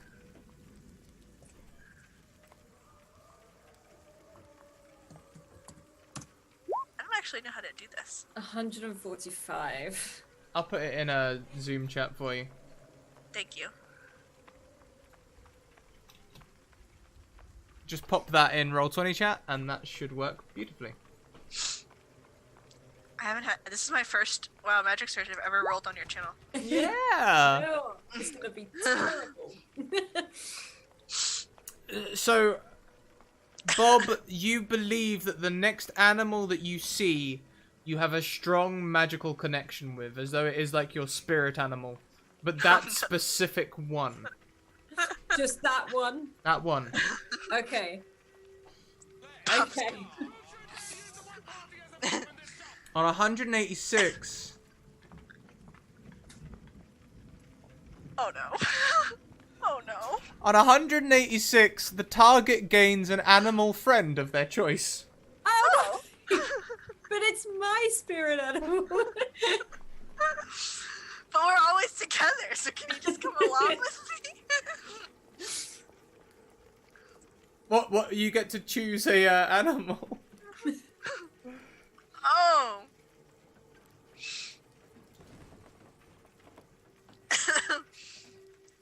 Oh, what would be Barovia appropriate? Wolves, bats, cats. I want to bring along a cat. I think that Bob spends so much time in tabaxi form that Talia has an affinity for cats. I want Hildy to come with us. It is indeed a little black cat with a white tuft on its belly. Like, so where do I see this? Sorry. It jumps up on the cart and begins rubbing its head around Talia's neck. I'm still in tabaxi form, so I sort of jump up and I sort of do the fluff up quickly as it comes up, and then I lower myself a little bit. And I'm like, oh, it's so cute. Like, and I start sort of going around and sort of sniff it a little bit, and then I take out my hand and I try and, like, he's not sure how to stroke it, so he's petting it, and he's like, oh, and like he's just almost like in awe. And Talia is shook. I like this cat. It feels special. Can we keep him? You want to keep? I don't know. I feel we should. I mean, you believe in fate, right? And destiny. Surely it jumped up onto you for a reason. And Talia is so confused because she's never heard Bob say anything like Bob this. does not like animals. That is not necessarily into animals. Not that he hates them, but this one is particularly like he sort of picks up this cat off of you in his own cat form and is holding it and like looking at it like, what should we call it? I don't know what. You seem to really like this cat, which is very odd. Bob, are you okay? I'm fine. I just really like him, and I sort of turn it so that we're both like looking at you. Things like I'm holding up the cat next to me. I'm like, don't you like it? Can you please make me an animal handling check, please, Bob? Oh God, this is not gonna be good. A 20. On a 20, the cat begins to purr as you manhandle it. And I'm just like, oh, it purrs. And like Bob can't help but just like rub it a little bit with like his head, like, oh. And he like slips out a little purr as well, and then he's sort of like, no, and hands the cat back over to Talia. As we head down this road, after about an hour or so playing with this kitten, Stanimir takes the cart off the road onto a less beaten track. And we're going to go back across to Suri and Sophie. So the other party have had jerky, they've had cats, they've had a nice trip through the village. And you guys, I mean, you're having fun, right?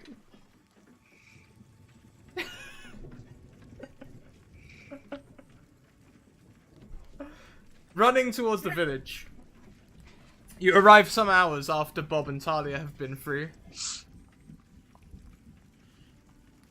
You can hear these moans in the air. Sad, sad laments against the night sky. Yeah, that's about how we feel too right now. Yep. Yeah. Yep. This is it. Sounds like my asthma. Oh, I don't have the medicine for you. I forgot it back at the. Oh, I put it in the soup. As you both arrive, could you please roll me wild magic searches? What number is that? 436.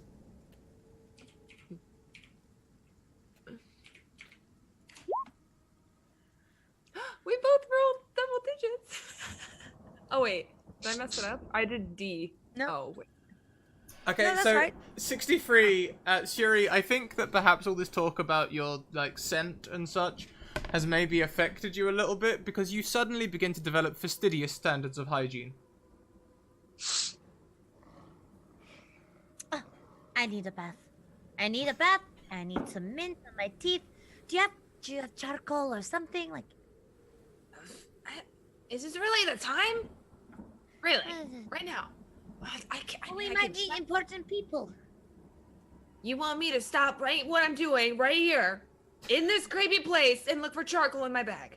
As you look around, Sophie, you catch your reflection in the window of one of the nearby residents. It's you in the reflection, but you as you remember yourself when you were 6 years old.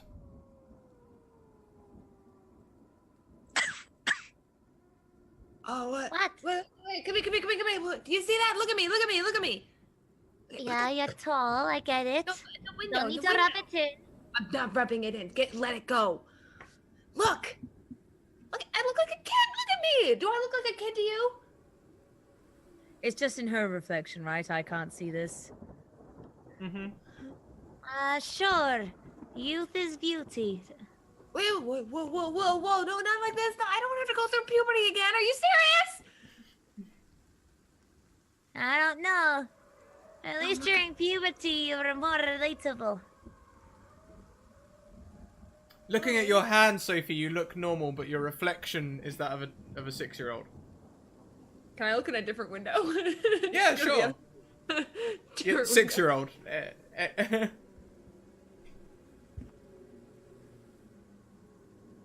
Do If I you look want to like? Do you remember when we got the bee's nest down from the tree and we gave it to the guy that lived on the other side of town as a present? Do you remember that age? Yeah, we had so Do I many look like things. that? Without the bee stings. Oh.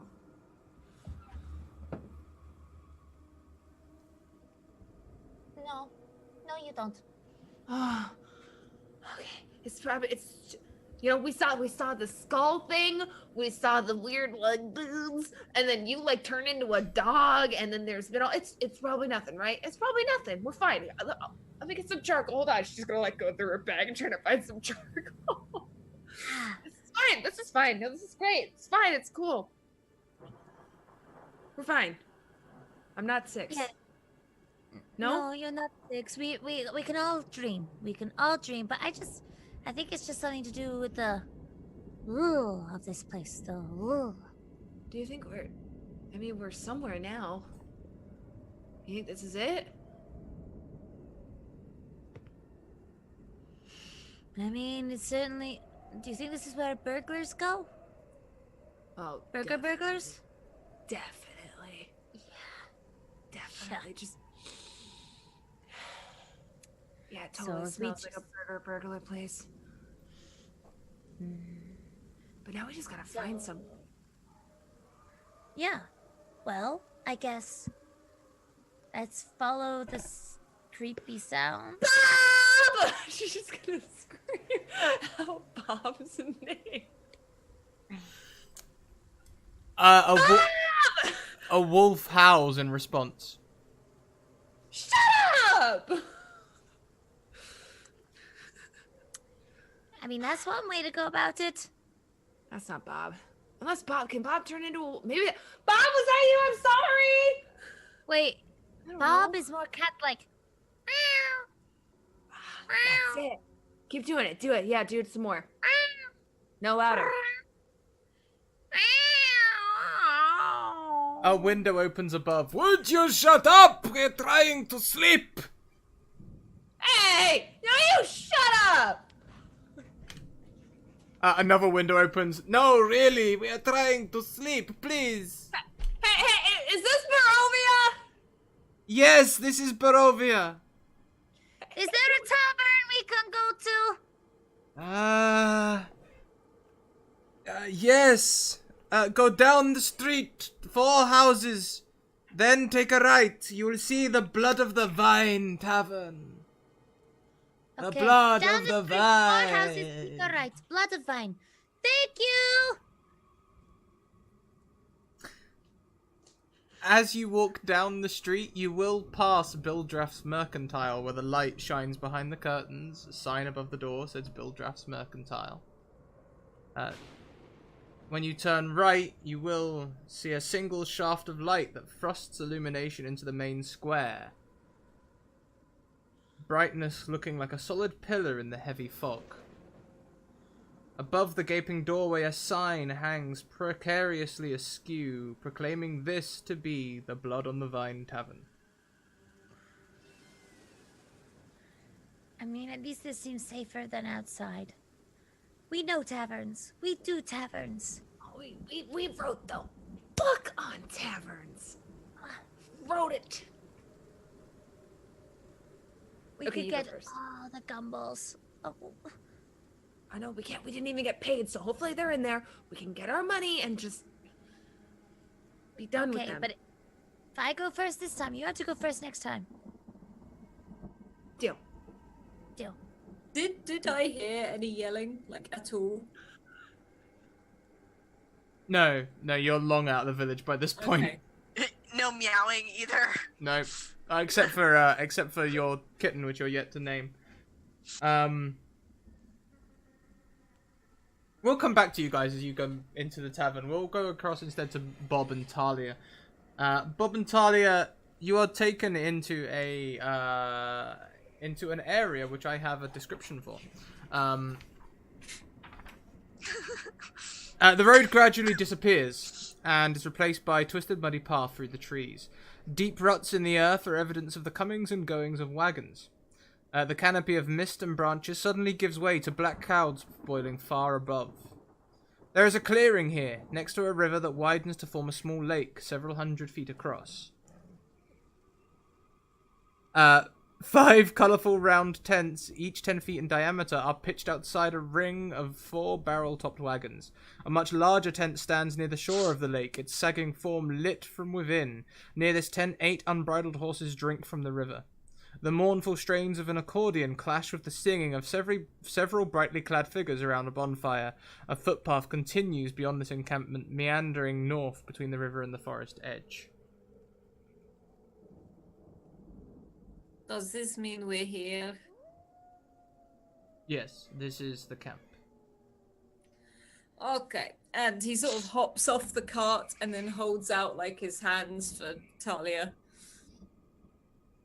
And she places a hand and hops down. Okay. Thank you, strange man with weird tasting jerky. Where do we go now? That is Madame Eva's tent. He points to the large tent by the lake edge. Okay. And he sort of shifts again and just shakes his head, and all his fur seems to start to shake and form into the long dark hair of this new sort of elven woman that stands much taller. We should go this way, and sort of points for Talia. And Talia follows along, kind of hoping that their halfling friends are there. I'm sure they will be there. And sort of walks up to the tent and doesn't knock or anything, just pulls back like, hello? It's the we are looking for it. What was her name again? Like Madam dropping his Eva. he drops his voice a little bit. He's like, oh, her name, okay. Madam Eva, we are looking for a Madam Eva. Is that you? Magic flames cast a reddish glow over the interior of this tent, revealing a low table covered in a black velvet cloth.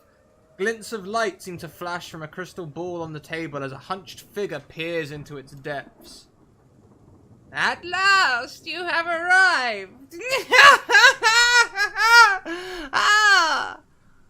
Bob looks Bob. at Talia, turns her around and goes, nope. Bob, do Walks, not pushes her out of the leave. tent. You are skeptical, Bob, as you always have been. You too doubt that Talia can live up to her family's reputation. No, crazy lady, I'm doing my job. And sort of like, Talia, you healed Sophie in the fields. You have a kind heart, Talia. Around this time, Suri and Sophie will be arriving at the Blood on the Vine Tavern. You know where they are? I know all. I don't like that. You don't like anything, Bob. But I don't like her specifically. How does she know these things? And why she got such a creepy voice? Well, our driver said that she knew everything about this tyrant that we're supposedly supposed to do something about. Like, I feel like we need to talk to her and find out. We need to find out what she knows. Okay. Well, you can talk, but I'll watch. But don't tell her anything you don't need. Her eyes roll back for a second and she says, "Thank you, Kent Weebs, who gifts a subscription to Ishman. Ishman, you have a nat 1 or 20 to gift to a player or DM of your choice." Whoa! I told you she's crazy. Oh my god. I could tell your fortunes if you wish. But I should not do this thing when you are lacking 2 of your party members. You should gather them, and then I will tell you all.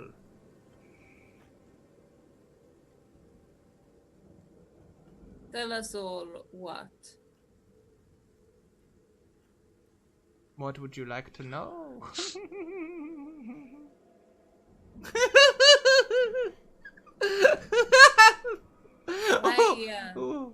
Why do you speak like this? It's- Bob doesn't understand. Like, it's not through like trying to insult. He genuinely doesn't understand. Don't you find it funny? Find what funny? Did I miss something again? Like, sort of looking to Talia, like, did I miss it? The grand joke. What grand joke? That I didn't hear anything. A nat 20 to me. Thank you, Ishman. That is much appreciated. What joke? Here you are, stuck in Barovia to help us, whilst we try to help you. Help yourselves, help the tyrant. It's all turnabout and topsy-turvy. I don't like her. Well, apparently she's insisting that we go find the halflings before we do anything.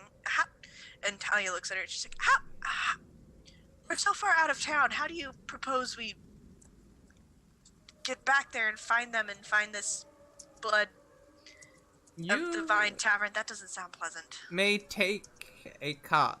The Blood of the Vine Tavern is off the main square, opposite the Mercantile. And you won't do anything until Oh, I can tell you bits and bobs. I can tell you that you can trust Sophie and Suri. Vagabonds and vagrants they are. They may try to steal from you and maybe ditch you in a crisis, but essentially they are your allies. And looking after them may lead to them looking after you.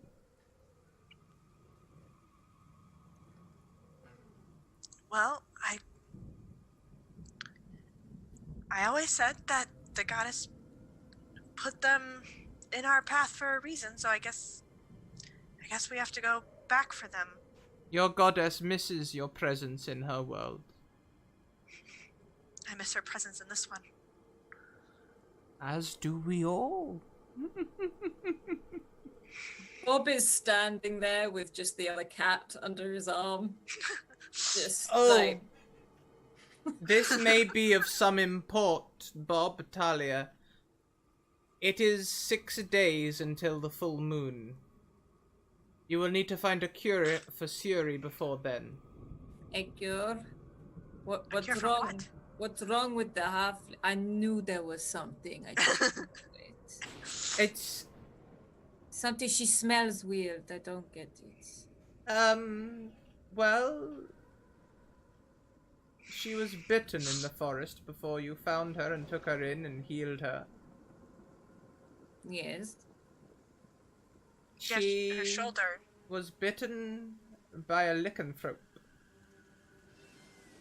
And soon will become one herself if she is not receiving the cure before the full moon. Can we not just chop the arm off? It is too late.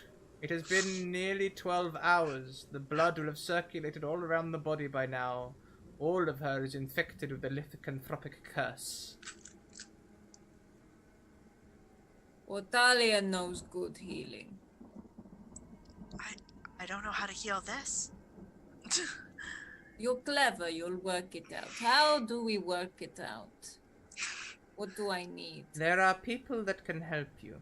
You have some time. First, gather your friends. I will tell your fortunes for you. And then I will send you to those who can help. You have time for now. Take a cart and some horses. They will help you. No, Sorry. No, we're going. Come on, Talia. And he just sort of takes like the shoulders and starts walking you out. Talia kind of stumbles a little bit when Bob shoves her out the door. And she's like, oh, okay. I don't like her. You shouldn't be near her. And also he sort of stuffs this cat into like a satchel. Like beside. There's enough room to poke its head out if he wants it, but he doesn't. He wants it to be sort of close to him at the same time. So we need a cart. Where's the man? Man! And he just starts shouting. Are there carts around or? Yes. He walks over and says, so how did your meeting with Madame Eva go? We need a cart. We need to go find our friends. And she is very, very disturbing. So she liked you. Yes, she may seem mad. But she's actually very sharp of mind. Right. Can I have a cart, please? Yes. And horses. There need to be horses attached to it. Madame Eva had me saddle some for you as soon as you pulled up. Okay. Well, where is it? He gestures to a ready horse and box cart waiting for you. He said, I see. And he just picks up Talia and like plonks her on the seat before climbing up himself. He's like, we'll be back in a jiffy. We'll be back in a jiffy. And starts to sort of takes the reins and Talia looks at Bob and she's like, one day we're really going to have to talk about you throwing me around like a sack of potatoes. I'm not doing. I do it for your own safety. Okay? I know, but it's not very... What? Never mind. Okay. Are you ready to go? And she Okay, looks then. down at like that she's sitting in this cart. Like, I guess so. Well, let's go then. And I sort of pull on the reins and get the horses moving. So as the horses get moving, we pan back across to Suri and Sophie. Suri, in this bar is drab. Cobwebs litter the bar area and the tables, except for those occupied. There's shadows are all around the room, which the candlelight make dance against the wooden furnishings.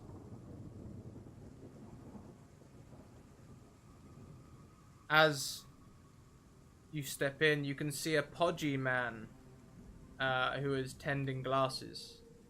He is cleaning a glass in his hand, which already looks clean.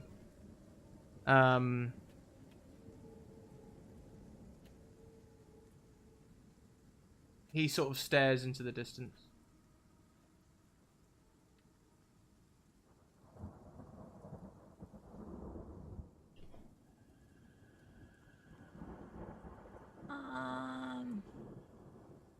Hey, dude.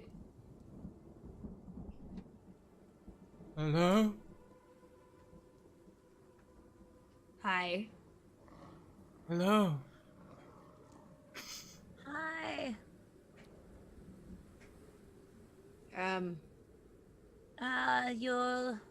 You feeling okay, bud? You use too much your own product? No, I am very well. 1 copper a glass of wine. 1 silver a pitcher. Oh. Picture. Hold on.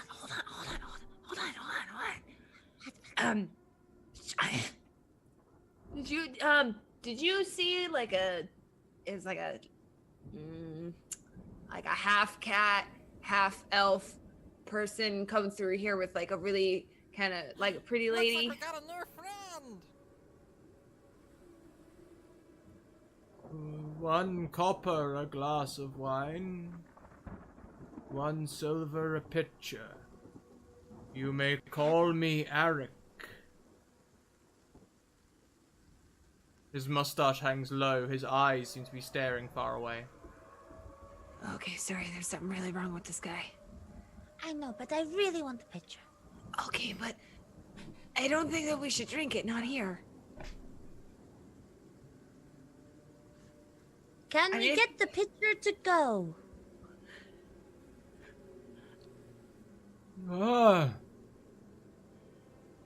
No drinking outside of the bar. What if That's it's not in a fun. flask? Especially not at this time of night. You guys kind of got one of those curfew things around here? There are some colourful characters by the door. One of whom stands. She is a woman with flowing blonde hair and very colourful clothes with tassels that you might have come to recognise by now. The wine is really very good. But yes, you cannot take it outside, especially not after dark. You don't want the eye on you.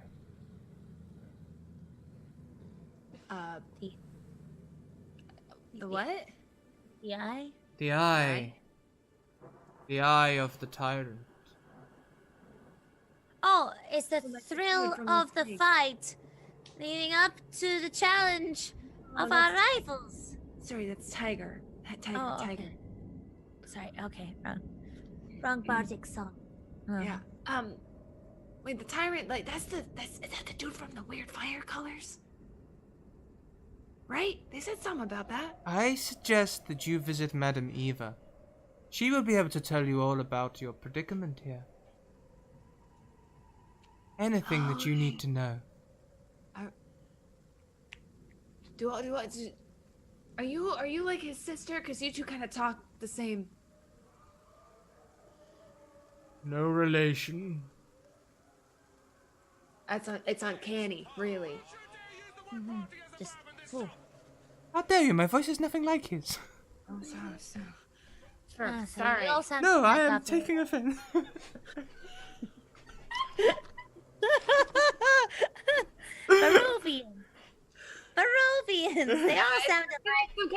accent thing. I'm sorry. Just anyways, where can we find this Eva? Madam Eva, she is just outside of the town to the southwest. Follow the road down about 2 miles, and there you will see a short path leading off into the forest towards the lake. Is there a safest hour to get to this house?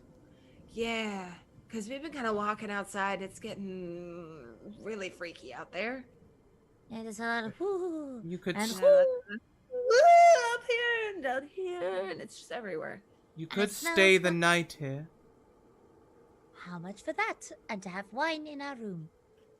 Now, can we have wine in the room? We're still in the tavern. You must drink in the bar area. God, they all got So a bunch of strict sticks in here. their butts. Seriously, the sticks are like, There's like 3 sticks. and yeah. Arik sort of chimed in. 2 gold a night. Oh, whoa, that's kind of steep. I don't know. Do we got that kind of money right now? 5 gold for 7-day week. I mean, the 7-day week is a steal, but How much gold do we possibly have? I mean, when we encountered your characters in the session 0, you were literally stealing a cow. How much gold do you think you have? None. I don't think we have any. I like pull out like 3 copper, like some lint and a mushroom or something. and I just have 1 precious silver for the wine. Okay. Picture. All right, fine. We will stick to your offer. And Suri's gonna just Hey. drop the silver down. 1 pitcher of wine. We'll drink it right here. Be ready. I want to steal the silver back. Can you make me a sleight of hand check, please? Oh, I'm not trying to hide it. I'm just trying to take it and give it back to her. I know, he's trying to take it too. Oh! Let's see who's fast. Sleight of hand. That's an 11 plus my 7. 18, you just grab the coin from his hand. She makes bad decisions and we are not buying the wine. Sorry, what are we gonna eat tomorrow? Huh? We could live off of the calories in wine. They're grapes. No! God, no. It's 2 miles to find this Madam Woo, and maybe Bob and Talia went over there and we can find them and we'll be fine. And Talia, because she's got the money, we can come back here and get your wine, okay? Fine. I do kind of miss the bobcat. And Talia's really sweet. No, they're super weird, but that's besides the point. Let's just go. The piano Thank begins you for playing your all by itself. patronage. Is there a piano in the room? There is. It begins playing. Is there anyone actually playing the piano, or does it just start playing itself? It just starts playing itself.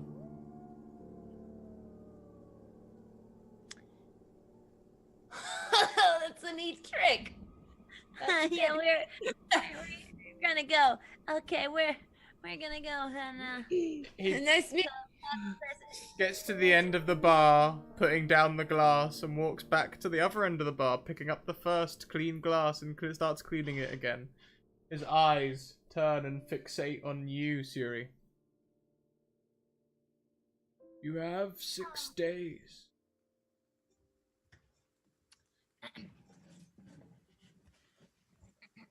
What's he talking about? what now? 1 copper a glass of wine, 1 silver a pitcher. Hey, whoa, no, what did you say? 6 days. Like, I don't know. According to my calendar, I don't start for another 12.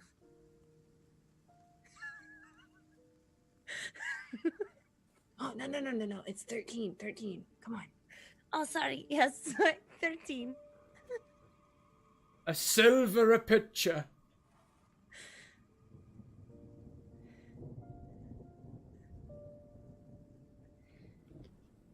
Okay, let's go. Okay. Bye. Push her out the door. Go, go, go. It's about this time that Bob and Talia will probably be arriving in the village and heading towards the square where you see Siri and Sophie emerging from the bar. God, he looks weird. Ah! Hey, weird Bob! Ah, it's the little ones. Oh my God! Oh, you guys aren't dead. To be fair, I'm surprised you are alive. What happened? Oh man, You there got was like mist, and then there was a cart, and then there was no horse on the cart, and then you guys weren't on the cart, and then she turned into a dog, and then there was more mist, and then we walked, and then there were these big things that were like, and then we got into a bush, and then there was a skeleton hand, and then we ran, and then we came here, and we found you. Please remember to breathe. When you do talking, you've gone a slight blue color. I don't think it's healthy. And what do you mean Surly turned into a dog? Because we got a cat. And he reaches into the bag and holds out this cat. Look at it. Why did we get a cat? Look how cute it is. Oh. Meow for me. It's like just like trying to talk to it. Make me another animal handling check. It's like wow. He's doing it lovingly. He just doesn't understand. Okay, Oh, this time, as you're saying to it, meow for me, the eyes go really wide looking at you for a second. And as most cat owners will know, Kitty wants to play. Oh no. Okay, well, we'll put you back in the bag now. And You had long hair, right? It starts batting and clawing at your hair like. Oh, I don't think it likes what you. you doing? Like, Talia, get it off. Why don't you love me? Like, Talia's gonna take the cat from Bob. I don't understand. I'm sorry. Like, Talia's gonna take the cat from Bob and just kind of try and calm it down. Just shh. And put it back in the bag. It's like clawing at the edges of the bag, like, no! No! Okay, Cats so she don't just takes it belong out in- and puts it on the ground. why doesn't it like me? It starts rubbing itself around Bob's ankles. And then it sort of like scratch its head. Oh, as you go to scratch it, it bites you. Don't understand. It totally I think- hates you.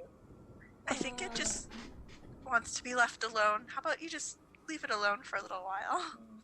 Maybe this'll help. And he just quickly shakes again and becomes tabaxi. And he's sort of smiling at it like, yes. The kitty rolls onto its belly. That's weird every time you do that. Oh, I think it likes me again. Anyway, what do you mean you turned into a dog? Turned into a she started screaming, and it was like ah, and then it was like ah, and it got really loud, and then she started going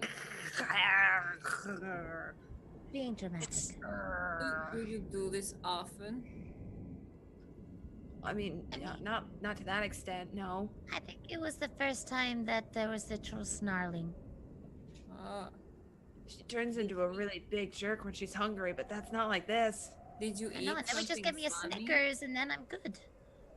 Okay, you can't make up food words. Well, you know, it's a snack, and I grab it from my pantaloons, which I like to call my knickers, so it's a Snickers. I've never had one of those. That's never gonna catch on. I'll make it. I'll make it one day, and they're gonna be nutty. Oh. Anyways, I don't know. She turned into some kind of like animal. And then, sorry, have you felt the back of your neck by chance? Oh, this is what the crazy lady I think, yeah. And so, like, light bulb moment.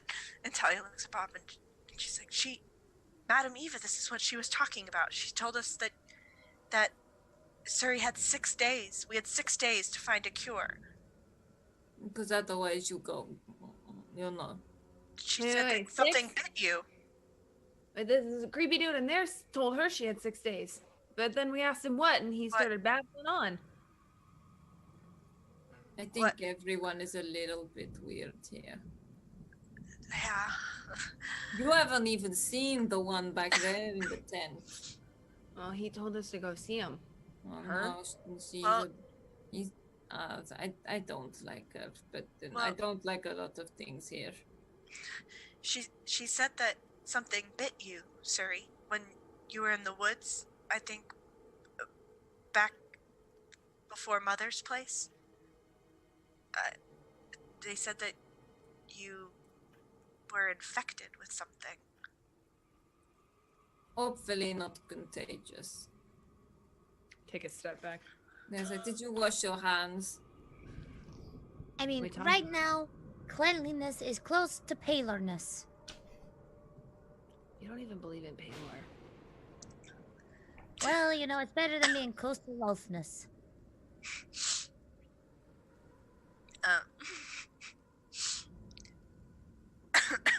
I think Talia and Bob are still in the cart. Oh, Bob is still in the car. So she's gonna like, come on, hop in. Well, she said something about if we went back to her, if we found you and fetched you and we all went back, she would explain. And so maybe she'll explain, and we can get those hairs off your back. Did you feel those? Like she's gonna like kind of rub her hand on the back of Suri's neck. Oh, maybe you're turning into one of me. Oh, well, hey, what do you... Stop it. Stop. Suri's foot is gonna start going like. That's what... How long have you had that? I don't know. You don't often scratch me on the back of my neck. But it felt really good. Though, look at this scar. I had this scar right here. You see? Right here. And she shows off her scar again. Oh, She's it's not a obviously- scar. It's bleeding. Oh no! Oh, whoa. Don't touch it. Maybe we need to see that madame of yours. I think that's a good idea. Okay, we'll get in. Do you want me to put you in the cart?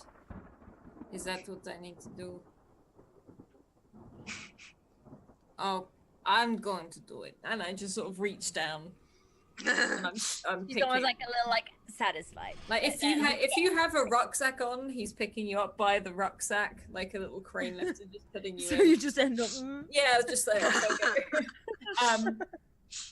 Would Sophie get in on her own now? She's that little bit taller.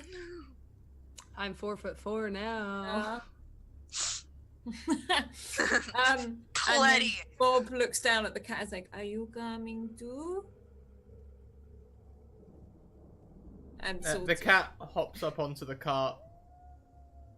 Bob looks very pleased with himself. It strolls over towards Suri and like just starts scratching at her leg. No, we don't do that. We don't know. No. How'd you stop a cat from doing that? How'd you stop them from doing that? No. I don't know. I don't. Do one of you Flick its do nose. do one of you touch it? I'm gonna flick its nose away from my sister's leg. Stop it! Don't flick my cat. Hey, scratching my sister! I know. I'm trying to teach it right from wrong. Just hiss at it. Go. Just do the thing. Suri's gonna instinctively whimper. Oh, I'm sorry. Cat. No, not to you. Come here. To cat. To cat. The cat jumps up on Talia's shoulder and snuggles. Okay, you stay there.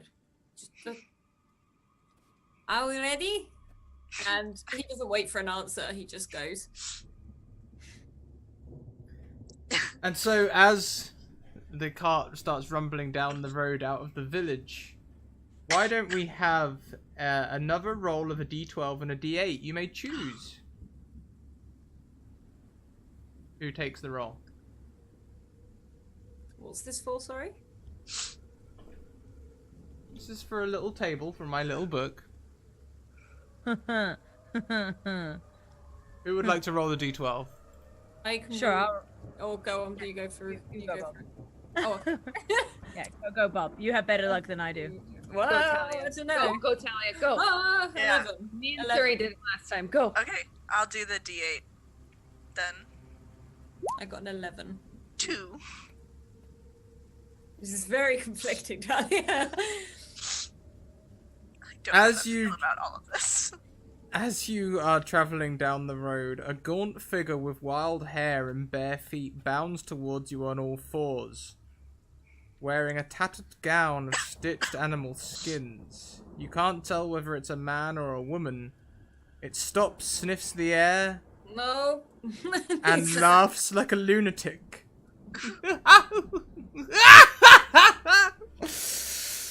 The ground nearby is crawling with tiny twig monsters. Okay, so we need to move a bit faster. And he's like, okay, hold on. And is just gonna,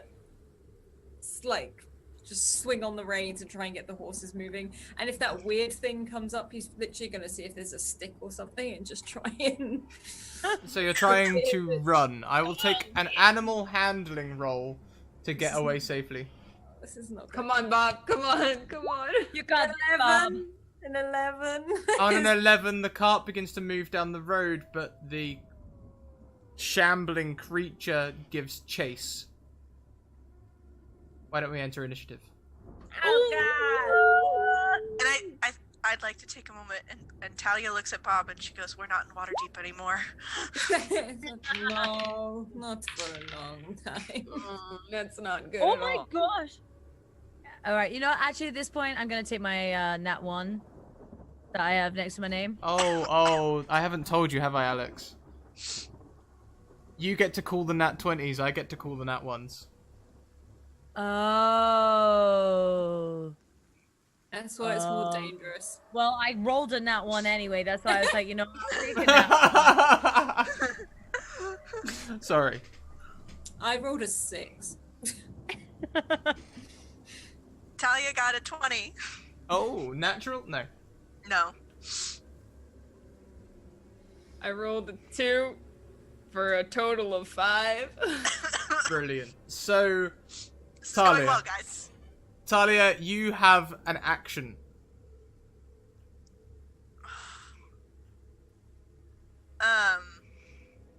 We have a turn.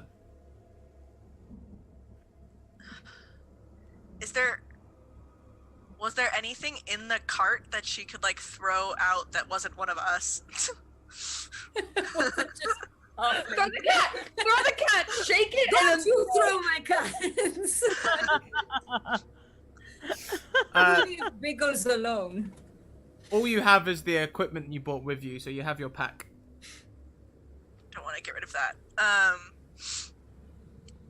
But in it are some torches and things like that. Oh, yes. Could she light a torch and throw it at it to see? She's trying to scare it off. She doesn't want to engage unless necessary. Now, normally I'd make that a couple of things, but right now I'm not going to. What I'd like you to do is I'd like you to make me an intimidation check. Okay. She can kind of roar as she does it. Oh, this is something I'm good at. On a 17, your torch hits the ground in front of the creature, and it laughs maniacally and dives off into the woods. What is wrong with this place? Ahead, Bob, you see the turnoff towards the villagers' encampment. Oh, here we go! And I just sort of quickly make a jerk motion to try and turn the cart. You see Stanimir, and his voice. This is going to be deliberate, as he says. Hello there, my friends. How was your journey to Barovia? arduous. It was weird. I'm gonna be honest with you. It was really weird. And what was it that you saw? There's that thing, and then that thing, and then that, and then Don't that forget the thing. other thing. And then the other thing. There was like And the dead body thing, and the woo thing, and the whoo thing, and then the kitty a lot thing. of things. There's a lot of things. Yes. And we just saw a crazy half naked. Oh, and that thing. His gnarled finger points at Suri. You are the one with the timer on their life. I mean, Okay, that is 3 people who said it. so dramatic. What does that mean? Madam Eva will tell you all. And he holds wide the curtain to Madam Eva's tent. And she sits behind her crystal ball. Oh God, this woman again. Just okay, Bob, it's fine. Like he's sort of talking to himself, like just get. Willkommen zurück! Do you want me to hold your hand? She's shuffling a deck of cards. And that is where we will wrap up today's session as she begins to do you a Tarocca reading.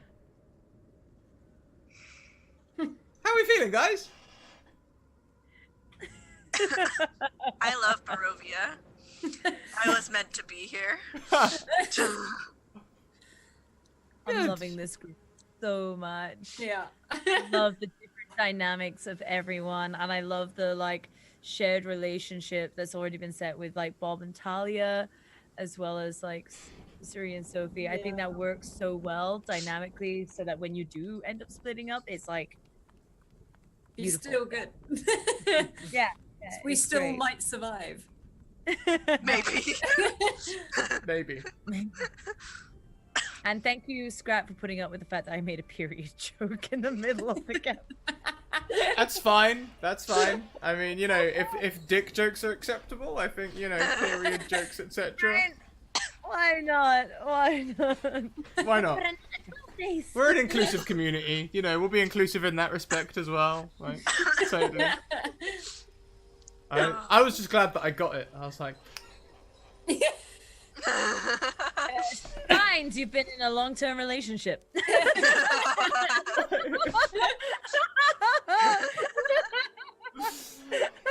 well. So, Moving on. yes, moving on swiftly before I give away all my... Anyway, why don't we go around the players? Why don't you guys tell us how you feel about today's session, where we can find you online and all the wonderful things that you do, and then tell us your favourite part of today's session, and I'll post your links as we go. We'll go in the opposite order as the way we introduced people, so we will start with Alice. Yeah, I loved this, and as it's been said, the dynamic of the group is awesome. For such a terrifying place, I feel we've laughed a lot as well. Just watching Sophie and Suri just get into trouble, basically, and all the shenanigans that they get up to is one of my favorite things. I love and feel sorry for Talia, who is in this group where she's really trying to prove herself to her mother, like, yes, we will do this is fine.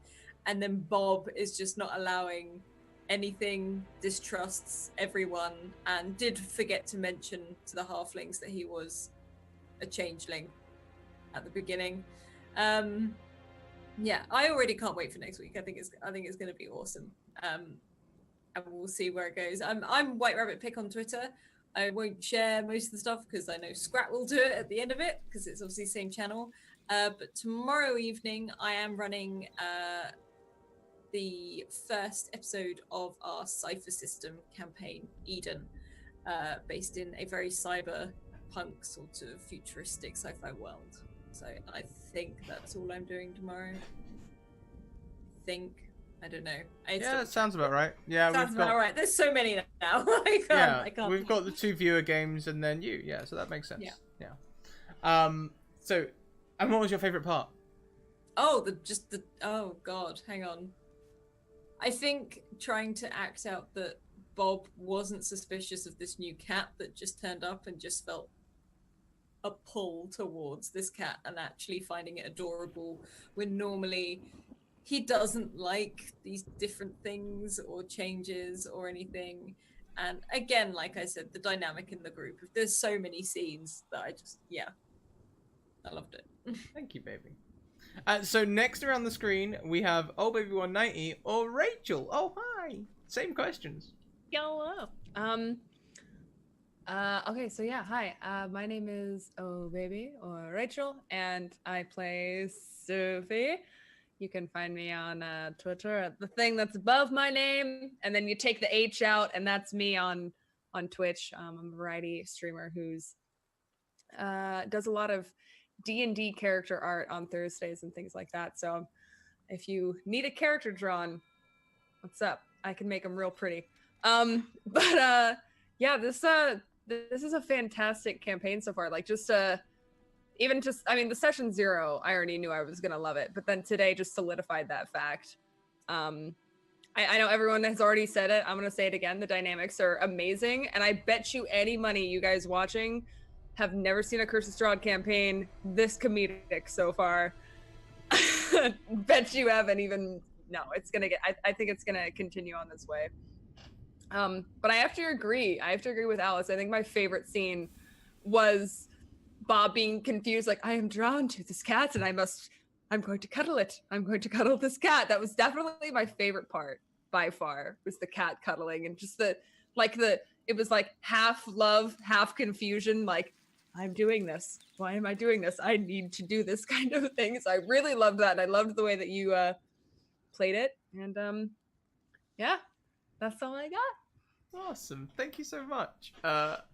Next around the screen, we have Hey Kelly Lane. Oh, hi. Also known as Talia Darken in the chat. So if you've seen Talia Darken typing, there she is. Yep. Hi, I'm Kelly Lane on Twitter. That's pretty much where you can find me. Thank you all for bearing with me today. I am actually quite sick, and I can't stop coughing.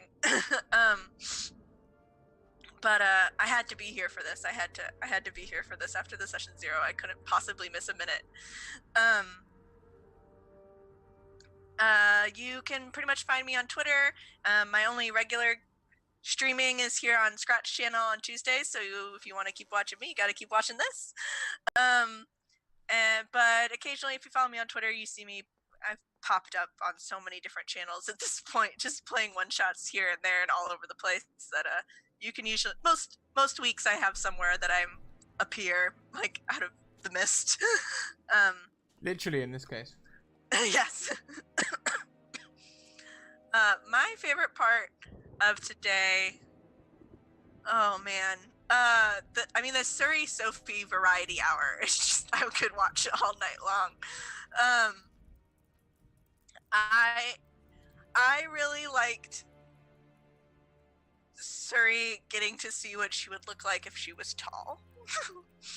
That was pretty entertaining. I love the moments that just come out of these wild magic surges that just make, like, odd sense, that are just, like, so oddly perfect. So I really enjoyed that. Yeah, like, your two, like, you guys synced. You synced in the first episode. You synced up. Yeah, I can make them jokes too. There you go.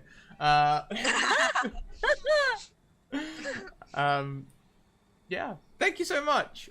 Well, last but most certainly not least, we have the wonderful Madam Gandalf. Hello. So, okay, I'm gonna start off with, like, some of my favorite moments. I've loved how much Talia has been so, like, naively accepting of everything that's going on around her, and I think that makes for such wonderful moments where she's just like, okay, this is happening, let's go, all right. This is just the norm. And I loved, of course, like, Bob's cat moment again. Like, it's been said, but Bob coming across the cat and being like, meow for me, that was fantastic. Freaking Sophie getting taller, and having that sibling moment of rivalry where the older sibling becomes taller, and you're just like, no, that's not allowed. That's not allowed. Followed by improvising, acting along to the werewolf scenario thing, only to find that the scene had ended. Before It was really good as well. Like that was a wonderful snort. Okay, Yeah, that every was time people, it people was keep incredible. bringing up things, and I'm like, oh my god, that was amazing too, and like that's another one. Oh. We have good things to look forward to I there. was into it. I was ready. Like, okay, I am werewolf now. Second So scene had not happened yet.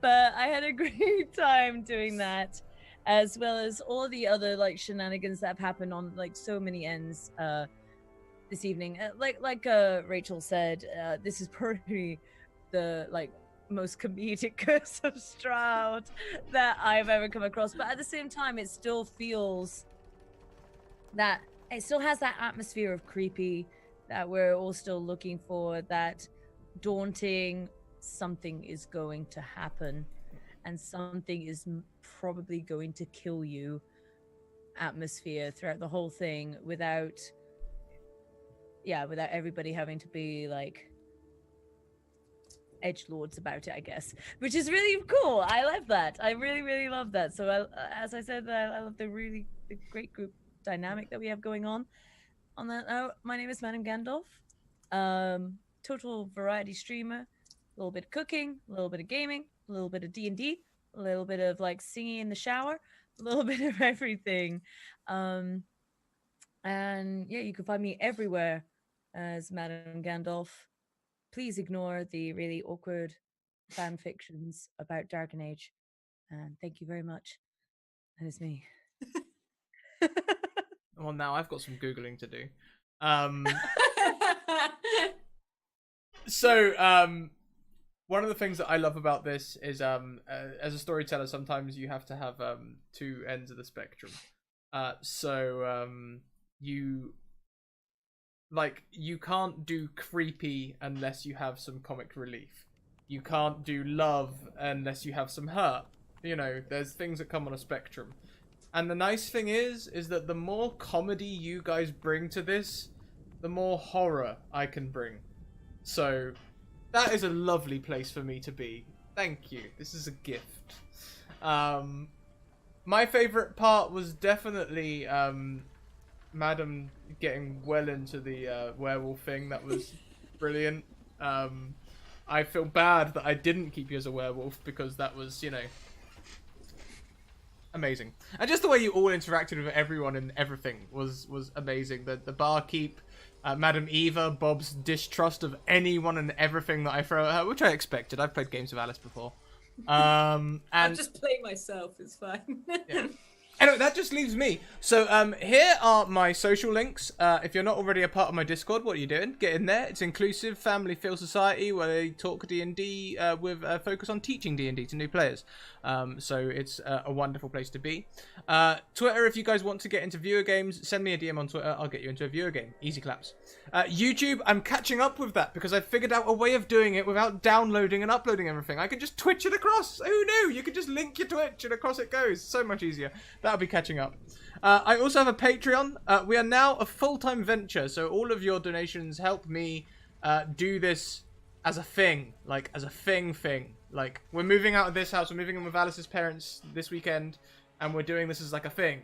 And it's going to be a thing. Hopefully that'll be a short-term thing, because obviously, like, moving with Alice's parents, obviously, because, you know, we're a married couple and stuff, and, you know, living with parents is a bit... But, hey, it means you can do this. So, thank you for the thing, and the thing, and the thing, and supporting the thing. Your support of the thing is a thing, and it's appreciated.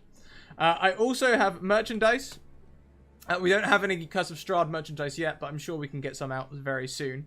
And we also have a competition at the moment where we are giving away some rainbow-coloured dice. There they are there. Me holding them up doesn't do any justice to them. Look at the tweet, look at Alice's picture where they look so pretty, and I'll ship them to anywhere in the world, so do not be afraid to join in on that competition. Now, tonight I'm going to take us across to Maggie's stream. Those of you who know Margaret Crone, She is currently streaming some D&D for charity. She is raising money for St. Jude's, and your donations will go straight across to St. Jude's. So she's a wonderful streamer. She is in our Tuesday game of, no, our Monday game rather. This is Tuesday. She is in our Monday game of Mouse Guard. So very worth checking that out. We had some real feels moments DM'd by Eric Vulgaris. Yeah, we're now running D&D 1 p.m., 6 p.m. and 10 p.m. Monday to Thursday, 8 p.m. and 1 p.m. on Friday. Great to have you all along. Keep evoking emotions. We'll see you next time. Bye!